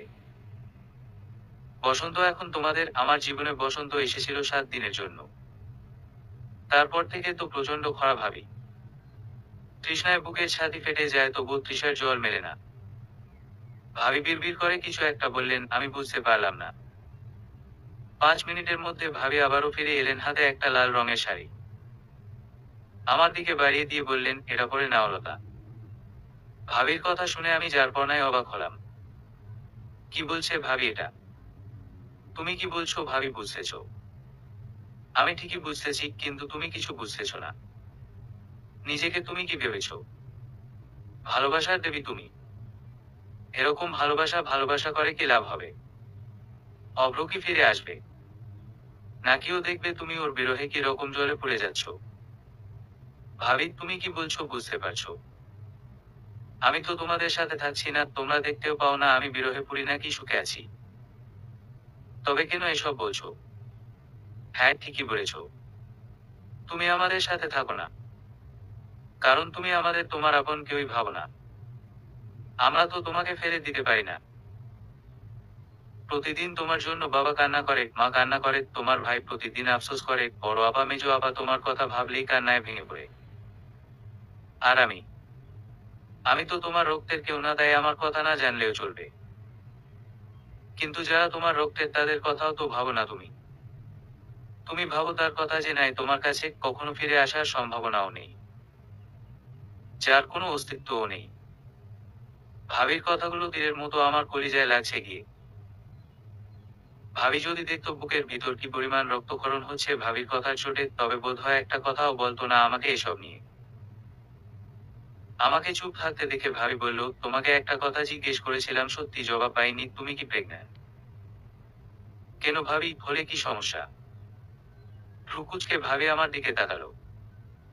তারপর বলল, অবুঝের মতো কথা বলো না লতা, কি বলছো তুমি? যে শিশু দুনিয়ায় আসবে সে কখনো তার বাবাকে চিনবে না, একটা বাচ্চার জন্য এর চাইতে বেশি কষ্টের আর কি হতে পারে? সারা জীবন কাটবে তার পিতার আদর ছাড়া। তুমি বুঝতে পারো এই অভাববোধ তাকে কি পরিমাণ কষ্ট দিবে? ভাবির কথাগুলো সত্যি, কিন্তু তবুও আমার হজম হচ্ছে না। আর আসল কথা, আমি প্রেগন্যান্ট নই।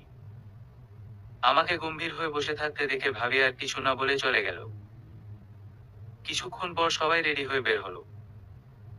মা সাফ সাফ জানিয়ে দিল নেহালও আমাদের সাথে যাচ্ছে। আমি কিছুটা বিরক্ত হলাম শুনে, কিন্তু কিছু বললাম না। নেহালের গাড়িতে বাবা, ভাই আর দুলাভাই 2 জন বসলো। আমরা ভাইয়ের গাড়িতে। ভাবিদের বাসায় যেতে 1 ঘন্টার মতো লাগলো। সবার মধ্যে আমাকে কেমন যেন বেমানান লাগছে। আমাকে দেখে সবাই কেমন যেন অতিরিক্ত দরদ দেখাতে লাগলো। এই অতিরিক্ত দরদ আমার সহ্য হচ্ছে না। নেহাল আমার আশেপাশেই থাকছে। খাওয়া দাওয়া শেষ করে সবাই বসে বসে গল্প করছে, ঘর ভর্তি অনেক মেহমান। এক পাশে 5-6 জন মহিলা দাঁড়িয়ে আমাকে দেখছে আর নিজেদের মধ্যে কথা বলছে। হঠাৎ করেই আমি বুঝতে পারলাম ওরা আমাকে দেখে কি বলছে। আজকে এখানে আসার মূল কারণ কি তাও বুঝে গেলাম। ভাবির উপর প্রচন্ড রাগ হলো আমার। আমি ব্যাগ কাঁধে নিয়ে বের হয়ে যেতে নিতেই মা এসে আমার হাত ধরে ফেললেন। মায়ের দিকে তাকাতেই দেখলাম মায়ের 2 চোখে নীরব অনুনয় ঝরে পড়ছে। কিছু না বলে নেহালের কাছে গিয়ে দাঁড়ালাম। তারপর আস্তে করে বললাম, আমার এখানে ভালো লাগছে না, আমাকে বের করে নিয়ে যায় এখান থেকে। নেহাল কোনো প্রশ্ন না করে সোজা আমাকে গিয়ে কিছু বলল। অনিচ্ছা সত্ত্বেও মা বলল আসার জন্য। আমিও বের হয়ে এলাম সাথে সাথে। কি বিশ্রী ষড়যন্ত্র! আমাকে আবার বিয়ে দেওয়ার ভাবনা! এরা কি কখনো মানুষ হবে না? যেখানে এখনো আমার স্বামীর হত্যাকারীকে আমি ধরতে পারিনি, সেখানে নতুন জীবন শুরু করার কথা আমি ভাবতেই পারি না। আমাকে গম্ভীর দেখে নেহাল জিজ্ঞেস করলো, কি হয়েছে? আমি নেহালকে সত্যি কথাটা বললাম। শুনে নেহালের মুখ কেমন ফ্যাকাশে হয়ে গেল। মুখ ফিরিয়ে নিল সামনের দিকে। হঠাৎ আমার মনে পড়ল, নেহাল কি আমাকে পছন্দ করে? এই পছন্দ কবে থেকে? নাকি শুধুমাত্র সিম্প্যাথি দেখানোর জন্য নেহাল এসব করছে? আমি কি নেহালকে ভুল ভাবছি? নেহাল তো আগে থেকেই এরকম কেয়ারিং, তবু কেন হঠাৎ আমার সন্দেহ হয়? বুঝতে পারছি না। বাহিরে আবার বৃষ্টি শুরু হয়েছে। গাড়ির উইন্ডশিল্ড ব্যস্ত হয়ে বৃষ্টির ফোঁটা পরিষ্কার করছে।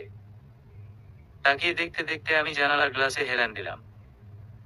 ভাবির কথাগুলো মাথায় ঘুরছে তখনও। ভাবতে ভাবতে কখন যেন ঘুমিয়ে গেলাম। ঘুম ভাঙতেই বুঝতে পারলাম আবারও একটা অসঙ্গতি আমার মাথায় ঘুরছে। ভাবি কেন আমার প্রেগন্যান্সি নিয়ে এতটা চিন্তিত? আমি প্রেগন্যান্ট কিনা তা জানার জন্য কেন এতবার জিজ্ঞেস করছে? ভাবির বলা কথাগুলো আবারও ভাবতে লাগলাম। ভাবতে ভাবতে হঠাৎ বুঝতে পারলাম ভাবির কথাগুলোর মধ্যে একটা খটকা রয়ে গেছে। পুরো বিষয়টা ভাবতেই আমার সারা শরীর কেঁপে উঠল। তবে কি ভাবি কোনোভাবে সন্দেহ করেছে? ভাবির এই অনিশ্চয়তার কারণ কি? বাচ্চার বাবাকে তা নিয়ে ভাবির মধ্যে এত প্রশ্ন কেন?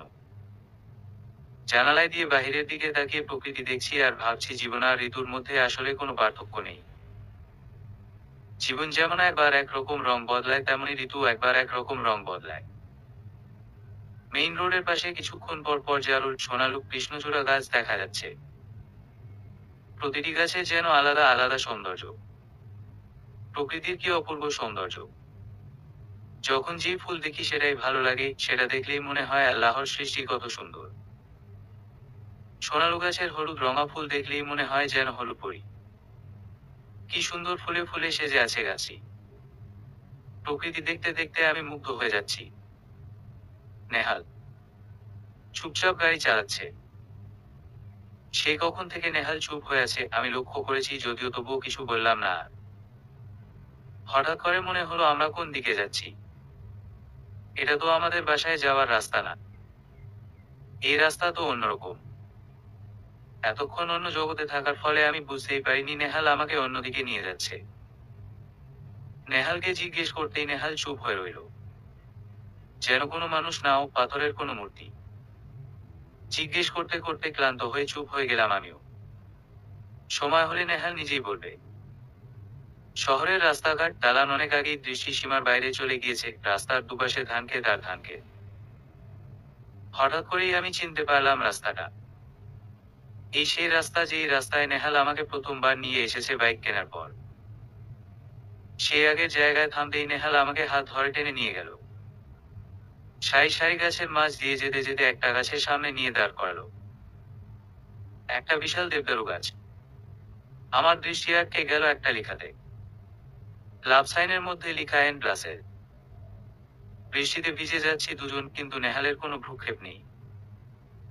নেহালের দিকে তাকাতেই দেখলাম নেহালের চোখে যেন একরাশ বিষণ্ণতা এসে বাসা বেঁধেছে।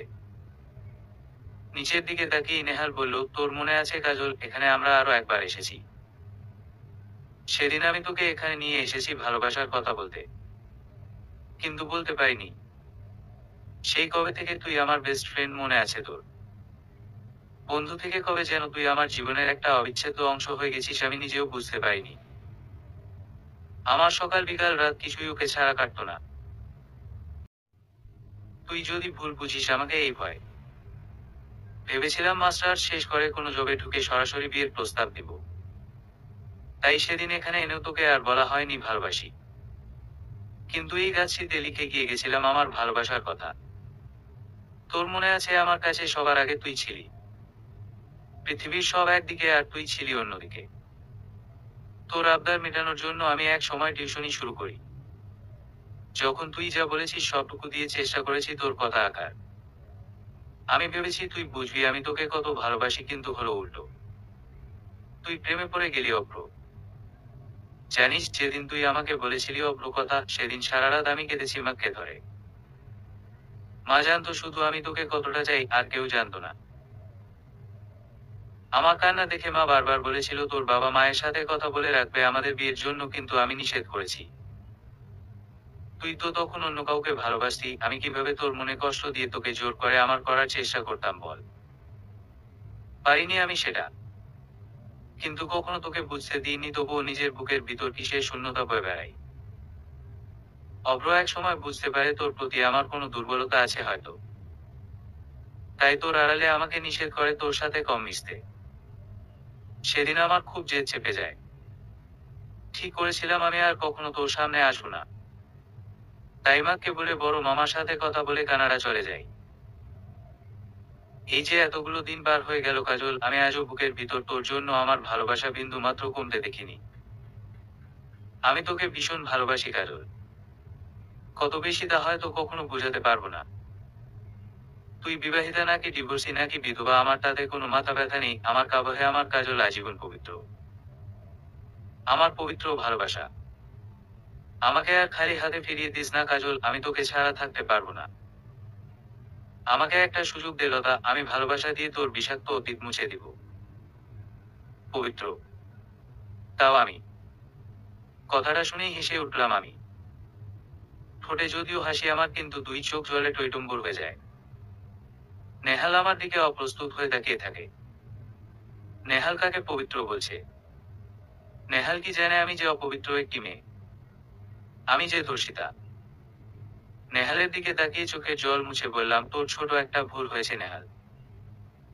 তুই আমাকে যতটা পবিত্র ভাবছিস, আমি আসলে ততটা না। তুই জানিস না নেহাল, আমি যে ধর্ষিতা। অভ্র সামনে ডাকাত দলের 2 জন লোক আমাকে সেদিন ধর্ষণ করেছে। আমার সারা শরীরে তাদের নোংরা ছোঁয়া আমি সারাক্ষণ টের পাই। আমার শরীরের প্রতিটি জায়গায় ওরা স্পর্শ করেছে। কি বিশেষভাবে স্পর্শ করেছে তা ভাবলেই আমার সমস্ত শরীর ঘৃণায় রিরি করে ওঠে। নিজেকে ইচ্ছে করে আগুনে পুড়িয়ে ফেলি। আমি কাউকে বলতে পারিনি সেই কষ্টের কথা, সেই লজ্জার কথা। কেউ জানে না। কিভাবে বলবো বল? তুই ভুল মানুষকে ভালোবেসেছিস নেহাল। আচমকা নেহাল শক্ত করে আমাকে জড়িয়ে ধরলো। শক্ত করে ধরে ফিসফিস করে বলল, আমার কাজল আমার কাছে আজীবন পবিত্র থাকবে। আমার হৃদয় মন্দিরে যে কাজলকে বসিয়েছি আমি দেবী করে, সেই দেবীকে অপবিত্র করে সেই সাধ্যকারের কাজল।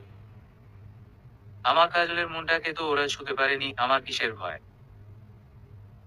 তুই আমার আজ থেকে 11 বছর আগেও জানতাম তুই আমার, আজও জানি তুই আমার, আজ থেকে 1100 বছর পরেও জানবো তুই শুধু আমার। মুচকি হেসে নেহালকে ছেড়ে দিলাম। সোজা গিয়ে গাড়িতে উঠে বসলাম। বৃষ্টিতে ভিজে রাস্তার কাদায় আমার অবস্থা শোচনীয়। নেহাল এসে গাড়িতে বসলো। বাসায় পৌঁছে দিয়ে আব্বা আমার সাথে দেখা করে নেহাল চলে যায়। আমার ভীষণ মাথা ধরেছে। আলমারি থেকে ঔষধ বের করতে গিয়ে থমকে দাঁড়ালাম। অভ্র আমার মাথা ব্যথার ঔষধ, সর্দির ঔষধ, সব ঔষধ আলাদা আলাদা ভাগ করে সাজিয়ে রেখেছে। ঔষধ খেয়ে আবার রেখে দিলাম। রাখতে গিয়ে বিয়ের শাড়িটি চোখে পড়ল। একটা দীর্ঘশ্বাস বের হয়ে এলো বুকের ভিতর থেকে। শাড়িটি বিয়ের দিন এসে যে খুলে রেখেছি, অভ্র ভাঁজ করে রেখে দিয়েছে, তারপর আর পরা হয়নি, দেখাও হয়নি ছুঁয়ে।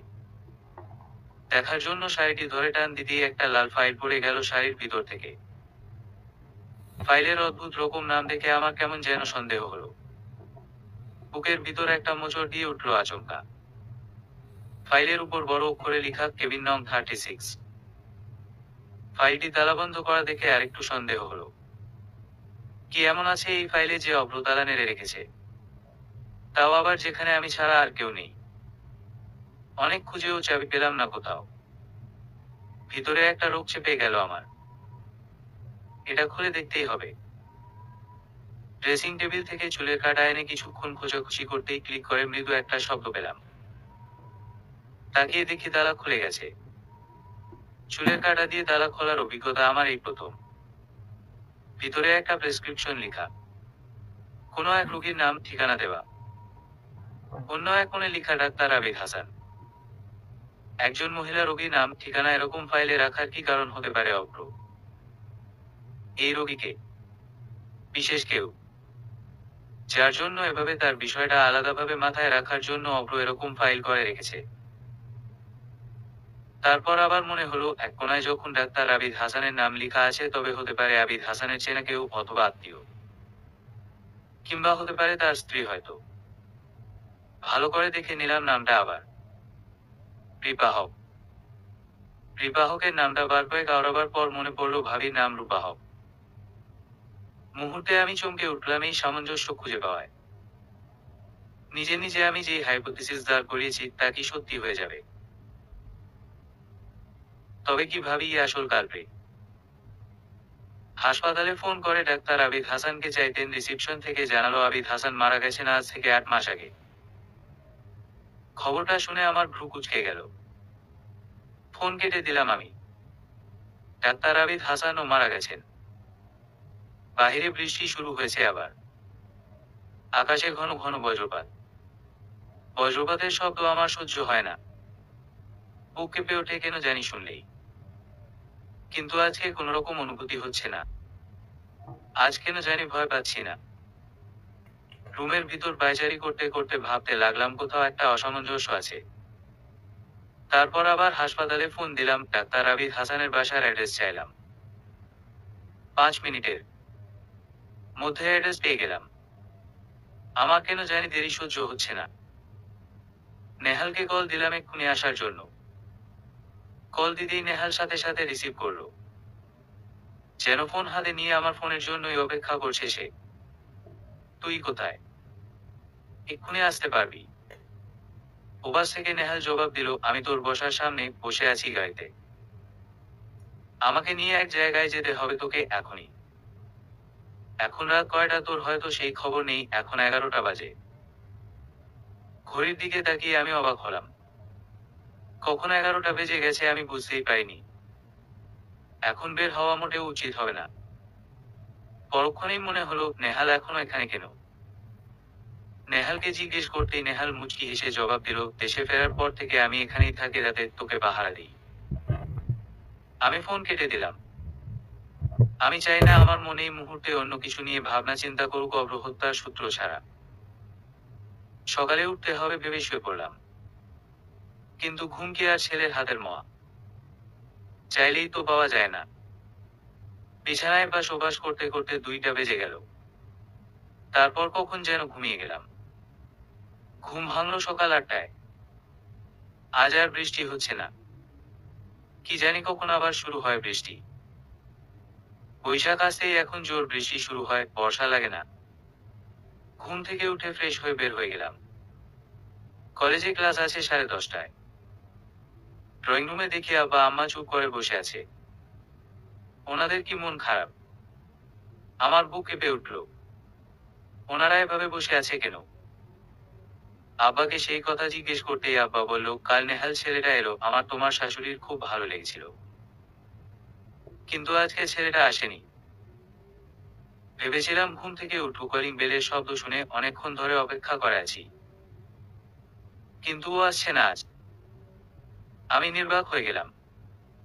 আমার কাছে সান্ত্বনা দেবার মতো কিছু নেই। পুত্রশোকে কাতর এক দম্পতি অন্য কারো মাঝে তাদের ছেলের ছায়া খুঁজে পেয়েছে। তাদের নিরাশ করার সাহস আমার নেই। আমি এতটা নিষ্ঠুর নই। কোনো জবাব না দিয়ে কিচেনে চলে গেলাম। দ্রুত রুটি বানাতে লেগে গেলাম, চুলায় চায়ের পানি বসিয়ে। রুটি, ডিম ভাজি, চা টেবিলে নিয়ে আব্বা আমাকে নিয়ে খেতে বসলাম। কিন্তু দুজনে মনমরা হয়ে বসে আছে। খাচ্ছে না কেউ। আমি কি করব? নেহালকে কি বলবো বাসায় আসতে? মাথায় কিছু ঢুকছে না আমার। দ্রুত কয়েক চুমুকে চা খেয়ে উঠে গেলাম।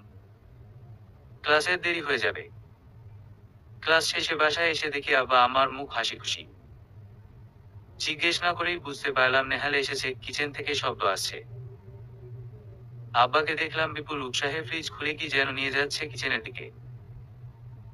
আম্মা আমাকে বলল, তুই চেঞ্জ করে ফ্রেশ হয়ে নে, বাবু সব রান্না করছে। আজ আর তোর রাঁধতে হবে না। তুই ফ্রেশ হতে হতে সব রেডি করে ফেলবে বাবু। বাবু? বাবুকে? আম্মাকে জিজ্ঞেস করতেই উনি কিছুটা বিরক্ত হয়ে বললেন, আরে তুই এটাও জানিস না, নেহালের কথা বলছি। আর কিছু না বলে রুমে চলে গেলাম। অভ্রস্নার ছোট ছিল বলে আব্বা আম্মা ওকে বাবু বলে ডাকতো। অথচ আজ নেহালকে বাবু বলে ডাকছে। সন্তান বাবা মায়ের কাছে কি আদরের আবার বুঝতে পারলাম। আমার মায়ের কথা মনে পড়ে গেল হঠাৎ করে। কতদিন মায়ের কোলে মাথা রাখি না। আমার মাও তো আমার জন্য এরকম কষ্ট পাচ্ছে। আমি তো বেঁচে থেকেও মৃতর মতো আছি। আমার বাবা মা কিভাবে সেটা সহ্য করছে। ফ্রেশ হয়ে বের হয়ে দেখি খাবার রেডি। সবাই মিলে খেতে বসলাম। খাওয়া শেষ করে আমি নেহালকে বললাম, আমাকে এক জায়গায় নিয়ে যেতে হবে। নেহাল তাৎক্ষণিক উঠে দাঁড়ালো। আবা আমাকে বলে বের হতে যাব, তখনই আম্মা নেহালকে ডেকে বললেন, সাবধানে গাড়ি চালাস বাবু, বাহিরে বেশিক্ষণ থাকিস না, বাসায় ফিরে আসিস শীঘ্রই। আমাকে অবাক করে দিয়ে নেহাল জবাব দিল, আচ্ছা মা। চিন্তা করো না। নেহালের এরকম ব্যবহারে আমি কিছুটা অপ্রস্তুত হলাম। ও মা বলছে কেন আমাকে? ও কি ওনাদের এই ভালোবাসাকে দুর্বলতা ভাবছে? ওর দিকে তাকিয়ে জিজ্ঞেস করলাম, তুই আম্মাকে মা বলে ডাকলি কেন নিজের মা থাকতে? ওনাদের পুত্র স্নেহের সুযোগ নিচ্ছিস নাকি? আমার প্রশ্নের জবাবে নেহাল আমার দিকে 10 সেকেন্ড তাকিয়ে রইল। তারপর বিড়বিড় করে বলল, তুই জানিস না লতা, মা মারা গেছে 1 বছর আগে।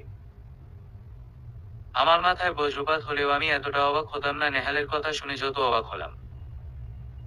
কাকি মারা গেছেন? তাও 1 বছর হয়েছে।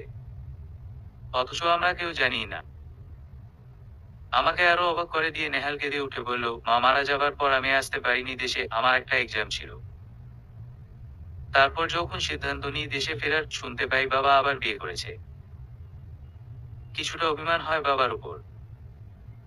মা মারা যাবার 1 মাস না পেরোতেই বাবা বিয়ে করলো, সেটা বড় কথা না, বাবা আমাকে অথবা ভাইয়া আপাদের কেউ জানালো না। লোকে বলে মা মারা গেলে বাবা হয় তালুই, আসলেই ঠিক বলে। দেশে আসার পর বাবাকে আর আগের মতো পাই না। কেমন যেন দূরত্ব বজায় রেখে চলেন উনি।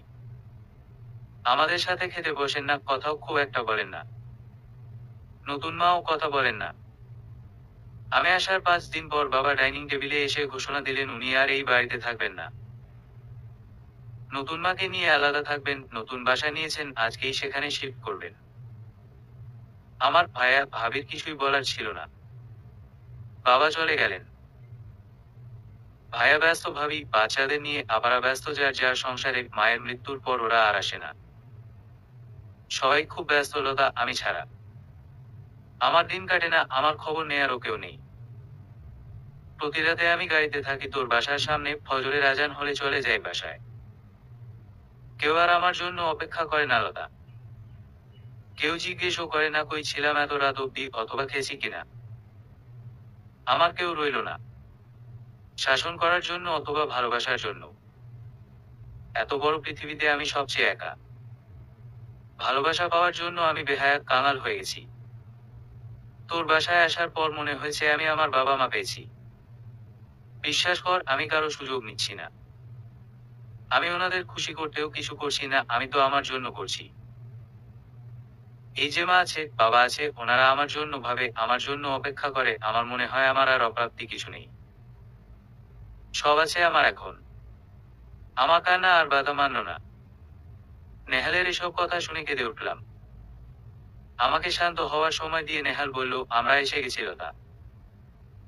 চোখ মুছে গাড়ি থেকে নামলাম। আবিদ হাসানের মৃত্যুর কারণ আমাকে জানতে হবে। 10 তলা ভবনের 7 তলায় ডাক্তার আবিদ হাসানের পরিবার থাকে। গেটের দারোয়ানকে ডাক্তার আবিদ হাসানের পরিবারের সাথে দেখা করতে যাব বলার সাথে সাথে লোকটার চোখ মুখ শক্ত হয়ে গেল।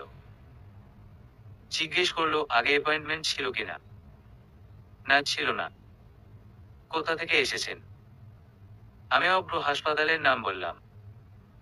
দারোয়ান সাথে সাথে কল দিল আবিদ হাসানের ফ্ল্যাটে। ওপাশ থেকে গ্রিন সাইনাল পাওয়ার পর এন্ট্রি বুকে আমার নাম এন্ট্রি করে নিল দারোয়ান। তারপর বলল 7 তলার ফ্ল্যাট নম্বর। দারোয়ানকে ধন্যবাদ দিয়ে আমি আর নেহাল উপরে উঠে এলাম। লিফটে করে 7 তলায় এসে নির্দিষ্ট ফ্ল্যাটে কলিং বেল টিপতেই ওপাশ থেকে কেউ দরজা খুলে দিল। মনে হয় যেন আমার অপেক্ষাতেই ছিল ওপাশের ব্যক্তি। ভিতরে ঢুকতেই দেখতে পেলাম 60+ বয়সী এক লোক দাঁড়িয়ে আছে। সালাম দিতেই সালামের জবাব দিলেন তিনি। তারপর আমাদের বসতে বললেন। পাশাপাশি সোফায় আমি আর নেহাল বসতেই শুনতে পেলাম ভিতর থেকে নারী কণ্ঠে কেউ জিজ্ঞেস করছে, কে এসেছে ভিতরে? লোকটা জবাব দিল, আবিদের হাসপাতাল থেকে এসেছে। পর মুহূর্তে ওপাশ থেকে এক মহিলা ছুটে এলেন। দেখেই বোঝা গেল দুজন স্বামী স্ত্রী। আমাদের দিকে অপলক তাকিয়ে থেকে মহিলা জিজ্ঞেস করলো, আপনারা আবিদের খুনিদের ব্যাপারে কিছু জানতে পেরেছেন? কথাটা শুনে চমকে উঠলাম আমি। আবিদ হাসান তাহলে খুন হয়েছেন? তার ক্ষেত্রেও স্বাভাবিক মৃত্যু ছিল না, খুন ছিল? আমি আগ্রহী হলে জিজ্ঞেস করলাম, খুনি মানে? আবিদ হাসান কি খুন হয়েছেন? আমার প্রশ্ন শুনে মহিলার ভ্রু কুঁচকে গেল। তারপর জিজ্ঞেস করলো, আপনারা আসলে কে? হাসপাতালের কেউ হলে তো জানতেন আমার ছেলে খুন হয়েছে 8 মাস আগে। আমি বুঝতে পারলাম আমার পরিচয় দেওয়া উচিত এবং সবকিছু খুলে বলা উচিত। তাই সবকিছু খুলে বললাম ওনাদেরকে। আমার কথা শুনে দুজনেই হতবাক হয়ে গেলেন। কিছুটা যন্ত্রচালিতর মতো লোকটি বলে উঠল, ঠিক এভাবে আমার ছেলেও খুন হয়েছে, বিয়ের 7 দিনের মাথায়। চমকে উঠে আমি নেহালের দিকে তাকালাম। নেহাল নিজেও যথেষ্ট অবাক হয়েছে। লোকটি আবার বলে উঠল, বিয়ের 7 দিনের মাথায় বাসায় ডাকাত পড়ে ওদের হাতেই খুন হয় আবিদ। আমাদের বুড়ো বুড়িকে একা করে দিল ওরা। আমার তো আর কোনো ছেলেও নেই, মেয়েও নেই। আমার খুব কষ্ট হতে লাগলো ওনাদের জন্য। কি এমন ঘটেছে যার জন্য ওদের দুজনকেই একইভাবে খুন করলো? আমি জানি এই প্রশ্নের উত্তর কে দিতে পারবে। কিছুক্ষণ চুপ করে থেকে জিজ্ঞেস করলাম, আপনারা কি রিপা হক নামে কাউকে চেনেন? লোকটা জবাব দিল, না তো, এই নাম তো আগে কখনো শুনিনি। কে এই মহিলা? আমি আর কিছু বললাম না। ওনাদের থেকে বিদায় নিয়ে বের হয়ে এলাম। এতক্ষণে বুঝতে পারলাম গেটে এরকম সতর্কতার কারণ কি ছিল। গাড়িতে বসে নেহালকে বললাম, বাসায় যাব আমি, বাবার বাসায়। নেহাল কিছু না বলে গাড়ি স্টার্ট দিল। আমার মাথায় ঘুরপাক খাচ্ছে রিপাহক আর রূপাহকের কথা। ফোন বের করে ভাবিকে কল দিলাম, ভাবি কোথায় তুমি? ভাবি যথেষ্ট অবাক হলো আমার প্রশ্নে। আমি বুঝতে পারলাম তার কণ্ঠে বিস্ময় ফুটে উঠেছে যদিও। তবু প্রশ্ন না করে উত্তর দিল, বাসায় আছি আমি। কেন? কিছু না ভাবি, আমি আসতেছি। ভাবিকে কিছু বলার সুযোগ না দিয়ে আমি ফোন কেটে দিলাম। মাথার মধ্যে ঘুরপাক খাচ্ছে অনেক প্রশ্ন। কেন ভাবি এরকম করলো? কি কারণ রয়েছে এর পেছনে? কতগুলো প্রশ্ন জমেছে মনে। ভাবি কি জবাব দিবে সব প্রশ্নের? আমি জানি আমার কাছে কোনো প্রমাণ নেই। ভাবিকে হাতে নাতে ধরতে পারবো না আমি। উভয় সংকট বোধ হয় এটাকেই বলে। এতদিন ধরে মাথায় যে প্রতিশোধের আগুন জ্বলছিল, সেই প্রতিশোধ নেবার পথে আজ বাধা হয়ে দাঁড়াবে ভাইয়ার সংসার, ভাইয়ার ভালোবাসা। বাসায় পৌঁছে আমি দৌড়ে ভাবির রুমে গেলাম। গিয়ে একটা শখ খেলাম। ভাবি রুমে নেই। মাকে জিজ্ঞেস করতেই মা বলল, কিছুক্ষণ আগেই ভাবি বের হয়ে গেছে। কি কাজ আছে নাকি বাহিরে দেয়, বলে গেছে আসতে দেরি হবে। আমি বুঝতে পারলাম পাখি উড়াল দিছে। যে কোনো ভাবেই হোক ভাবি বুঝতে পেরে গেছে আমার উদ্দেশ্য। নিজেকে মস্ত বড় আহাম্মক মনে হচ্ছে এই মুহূর্তে। কেন বোকার মতো ভাবিকে জিজ্ঞেস করতে গেলাম তখন। আমি বুঝতে পারছি আমার পায়ের নিচ থেকে মাটি সরে যাচ্ছে। নিজেকে সবচেয়ে বড় বোকা মনে হচ্ছে। মাথায় ধরছে না কিছুই। আমাকে হতাশ হয়ে বসে থাকতে দেখে নেহাল এগিয়ে এলো। একটা কাগজ বাড়িয়ে ধরলো আমার দিকে। হাতে নিয়ে দেখি গোটা গোটা অক্ষরে লেখা, আমি জানি তুমি সব বুঝে গেছো লতা, তোমার মতো মেধাবী মেয়ে খুব সহজেই দুইয়ে দুইয়ে চার মেলাতে পারবে। ভেবো না আমি পালিয়ে যাচ্ছি, আমার কর্তব্য পালন করেছি আমি। তবে তুমি যদি জানতে চাও তবে চলে এসো অভ্র হাসপাতালের কেবিন নং 36-এ। আমি সেখানেই অপেক্ষা করছি তোমার জন্য। আবারও কেবিন নং 36। আমি বুঝতে পারছি না এই নাম্বারটার মধ্যে কি আছে। সব রহস্যের চাবিকাঠি এই নাম্বারে। নেহালকে কিছু বলতে হলো না। নেহাল উঠে দাঁড়ালো। গন্তব্য এখন কেবিন নং 36।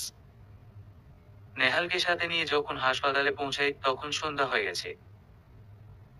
ভিতরে ভিতরে আমি ভীষণ অস্থির হয়ে আছি। কেন এরকম হলো? কেন অপরাধী ভাবিই হলো? কি ক্ষতি করেছি আমি তার? যেই ভাবি সব সময় আমাকে বোনের মতো দেখেছে সেই ভাবি কিভাবে এরকম করলো? কাকে জিজ্ঞেস করব আমি?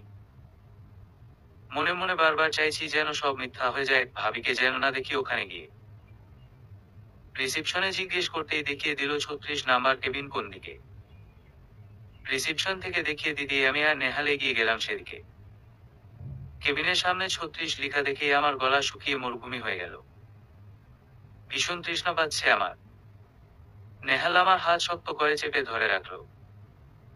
একটু সময় নিয়ে নিজেকে ধাতস্থ করে ভিতরে ঢুকলাম। ভাবি বসে আছে বেডের উপর। ভাবিকে দেখে আমার বুকের ভিতর মুচে উঠল। কেমন শান্ত ভঙ্গিতে বসে আছে ভাবি। ভাবির কোলে একটা মস্ত অ্যালবাম। আমাদের দেখে ভাবি এগিয়ে এলো সামনের দিকে। আলতো হেসে বসতে বলল। আমি আর নেহাল দুইটা চেয়ারে বসলাম। ভাবির চেহারায় কিছুটা উদ্ভ্রান্তের ছাপ। অ্যালবামটা আমার দিকে বাড়িয়ে দিয়ে ভাবি বলল, দেখো এটা।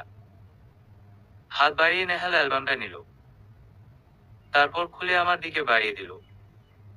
প্রথম ছবিটা দেখেই আমার চোখ আটকে গেল। অপূর্ব সুন্দর এক যুবতী তাকিয়ে আছে উদাস ভঙ্গিতে। চোখে মুখে রাজ্যের বিষণ্ণতা। যেন বন্দিনী কোনো রাজকন্যা, যাকে রাক্ষসেরা বন্দি করে রেখেছে। একঝাঁক কোকড়া চুল কাঁধ বেয়ে এসেছে নিচের দিকে। সারা একটা ড্রেস পরনে মেয়েটার, যে কেউই মেয়ের প্রেমে পড়তে বাধ্য। ভাবির সাথে চেহারার কিছুটা মিল থাকলেও মেয়েটা ভাবির চাইতে 2-3 শেড ফর্সা। আমার হঠাৎ করেই যেন একটু হিংসা হতে লাগলো। নারী চরিত্রের ছেড়াল স্বভাব যেটা। পুরো অ্যালবামে মেয়েটার বিভিন্ন ছবি, প্রতিটি ছবি বুকে কাঁপন ধরায়। বারবার মনে হয় আল্লাহর সৃষ্টি কত সুন্দর। ভাবি বলে উঠল, আমার ছোট বোন কৃপা হও। রহস্যের একটা ঝড় খুললো তাহলে এবার। আমি মরিয়া হয়ে জিজ্ঞেস করলাম, কেন ভাবি, কেন দুইজন মানুষকে খুন করেছো তুমি? ভাবি মুচকি হাসলো, তারপর বলল, বিয়ের কয়েক মাস আগে থেকে রিপার পেটের ডান দিকে ব্যথা হতো। তখন আমরা কেউ বিশেষ আমলে নিইনি। গ্যাস্ট্রিক থেকে এরকম হয়েছে ভেবে ওকে আর ডাক্তার দেখানো হয়নি। রিপার বিয়ের 7 দিনের মাথায় প্রচন্ড পেট ব্যথা হয়। ব্যথা এত অসহনীয় মাত্রায় চলে যায় যে রিপাকে ইমিডিয়েট হাসপাতালে নিয়ে আসা হয়। আবিদ হাসান ছিল ডাক্তার রিপার। চোখরা ডাক্তার রিপাকে দেখেই মুগ্ধ হয়ে যায়, সরাসরি রিপার স্বামীকে জিজ্ঞেস করে, পেশেন্ট আপনার কে হয়, ওনার কি বিয়ে হয়েছে? রিপার স্বামী জবাব দিতেই ডাক্তারের মুখ কালো হয়ে গেল, যেন আশাহত হয়েছে। পরীক্ষা করে জানা গেল রিপার এটা অ্যাপেন্ডিসাইটিসের ব্যথা, যে কোনো সময় অ্যাপেন্ডিক্স ফেটে যেতে পারে। অপারেশন করার জন্য রিপার স্বামীর হাত তাৎক্ষণিক অনুমতি দিয়ে দেয়। 7 বছর ধরে ভালোবাসার পর ওদের বিয়ে হয়েছে। রিপা যেন রাহাতের প্রাণ ভোমরা। ওদের ভালোবাসা দেখেই আমার বিয়ের আগে বাবা মাকে বুঝিয়ে আমি ওদের বিয়ের ব্যবস্থা করে ফেলি। অভ্র ছিল হাসপাতালের সার্জন। অপারেশন থিয়েটারে অভ্র রিপাকে দেখে চমকে ওঠে আবিদের মতো। রিপার সৌন্দর্য রিপার কাল হয়ে ওঠে। ভাবতে পারো, অপারেশন থিয়েটারেই ওরা দুজন মিলে রিপাকে ধর্ষণ করে এবং সেই সময়ের ভিডিও করে রাখে যাতে রিপা কাউকে কিছু না বলে। অপারেশন করে বাসায় নেয়ার পর রিপা আমাকে জানায় বিষয়টা। সেদিন রাতেই রিপা ছাদ থেকে লাফ দেয়। মারা যায় রিপা 5 তলা থেকে ঝাঁপিয়ে পড়ে। কাজল, যেই মানুষকে তুমি হৃদয়ে দেবতার আসনে বসিয়েছিলে সেই মানুষটা তার যোগ্য ছিল না। সে কোনো দেবতা ছিল না, বরং অমানুষ ছিল। তোমার বিয়ের আগে আমি জানতাম না এই সেই ডাক্তার। যদি জানতাম কিছুতেই সাপোর্ট পেতে না তুমি আমার। সব ঠিক হওয়ার পর ওরা যেদিন তোমাকে দেখতে আসে সেদিনই আমি অভ্রকে দেখি। তখন আর কিছুই করার ছিল না আমার। তবে তোমার সাথে ওরকম করার প্ল্যান আমার ছিল না, তুমি কেন আবিদের বউয়ের সাথেও না। কিন্তু আমার ভাই আর রিপার জামাই জেদের বসে ওটা করে তোমাদের স্বামীর সামনে, যাতে বুঝতে পারে কতটা কষ্টের হতে পারে এটা কোনো মেয়ের জন্য। ওরা অপুকে খুন করার পর বাসায় গিয়ে আমাকে বলে প্ল্যানের বাহিরে ওরা এরকম করেছে। আমার 2 ভাই আর রিপার স্বামী আর দেবর মিলে আমরা এসব করেছি। এদেশে এসবের বিচার নেই, তাই আমরা নিজের হাতে ওদের শাস্তি দিয়েছি। জানি পাপ করেছি, তবুও মনে খুব শান্তি এখন। পৃথিবী থেকে 2জন অমানুষও কমাতে পেরেছি। আমার আর কোনো পিছুটান নেই, কিছু বলারও নেই। যা করেছি বোন হত্যার প্রতিশোধ নিতে করেছি। যা শাস্তি দিবে মেনে নিতে রাজি আছি। আমি কি বলবো বুঝতে পারছি না। মাথা ঝিমঝিম করছে আমার। কখন যেন জ্ঞান হারিয়ে লুটিয়ে পড়লাম নেহালের গায়ে। জ্ঞান ফিরতেই দেখি নেহালের কোলে মাথা রেখে আমি শুয়ে আছি। নেহাল অজরে কাঁদছে। ভাবি বসে আছে অন্য পাশে। আমার ভিতরে সব ভেঙে চুরমার হয়ে যেতে লাগলো। কেন এরকম হলো আমি বুঝতে পারছি না। অভ্রকে আমি এত বিশ্বাস করতাম, সেই অভ্র কিনা। অবাধে ভালোবাসা দান করেছি আমি। ভাবি যা করেছে ভালো করেছে। ধর্ষকের শাস্তি মৃত্যু শুধুমাত্র। ভাবির প্রতি আমার তাই কোনো অভিযোগ নেই। আমি উঠে গিয়ে ভাবির হাত ধরে বললাম, তোমার প্রতি আর কোনো অভিযোগ নেই ভাবি, যা করেছো তুমি উচিত কাজ করেছো। ধর্ষকের শাস্তি মৃত্যু ভাবি।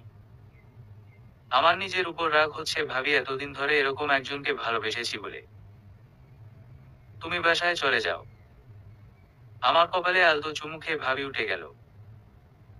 যাওয়ার সময় বলল, সব মানুষ খারাপ হয় না কাজল, তবে আমরা খুঁজে নিতে পারি না। চোখের সামনে 7 রাজার ধন থাকলেও আমরা তা সঠিক সময় চিনি না। কেননা অমানুষেরা দেখতেও মানুষের মতো। আমাদের জীবনটাই এরকম, সঠিক সময়ে সঠিক মানুষের সাথে দেখা হয় না, ভুল মানুষের সাথে দেখা হয়। আর যখন ভুল বুঝতে পেরে সঠিক মানুষ খুঁজে পাই তখন অনেক দেরি হয়ে যায়। সঠিক মানুষকে আর বিশ্বাস করতে পারি না আমরা তখন। ভাবি চলে গেল। আমি জানি কথাগুলো ভাবি নেহালকে উদ্দেশ্য করে বলেছে। নেহাল কিছু বলল না, আমিও কিছু বললাম না। কিছুক্ষণ পর আমি উঠে দাঁড়ালাম। নেহালও উঠে দাঁড়ালো আমাকে উঠতে দেখে। বাসায় ফিরে দেখি আব্বা আম্মা পুরো বাসা সাজিয়ে রেখেছে। আমার বাবা মাও আছে। ঘটনা কি সেটা বুঝতে পারলাম কাজে আসার পর। আমার মা বাবা, শ্বশুর শাশুড়ি সবাই যখন এসে আমাকে ধরলো এভাবে আর থাকা যাবে না আমার। বিয়ে করতেই হবে, আর আজকেই সেটা হবে নেহালের সাথে। নেহাল এখানেই থাকবে বিয়ের পর। ভাবি এলো ফুল নিয়ে, তখনই বুঝতে পারলাম প্ল্যান আসলে ভাবি। নেহালের দিকে তাকালাম, বেচারা করুণ চোখে তাকিয়ে আছে আমার দিকে, ঠিক যেভাবে অনেক বছর ধরে তাকাতো। এই চোখের ভাষা আমি আজ পড়তে পারছি। আমি আর অমত করিনি। একজন ধর্ষককে ভালোবেসেছি ভাবতেই লজ্জা লাগে, সেখানে সেই ধর্ষকের আশায় বাকি জীবন একা থাকার শপথ নেয়া সবচেয়ে বড় বোকামি। বিয়ে হয়ে গেছে, আমি আর নেহাল আবারও যাচ্ছি সেই নদীর পাড়ে। নেহালের চোখে মুখে আনন্দ উপচে পড়ছে যেন। আনন্দে কথা বলতে পারছে না নেহাল টপ। ঠিক সেদিনের মতো যেদিন ওর জন্য বাইক এনেছিল আঙ্কেল। ভালো থাকুক সব ভালোবাসা, ভালোবাসা হোক সঠিক মানুষের সাথে। অমানুষকে ভালোবেসে ভালোবাসার অপমান যাতে না করে কেউ নিজের অজান্তে। সব সত্যি ভালোবাসা পূর্ণতা পাক। পৃথিবী ভালোবাসাময় হোক। সমাপ্ত।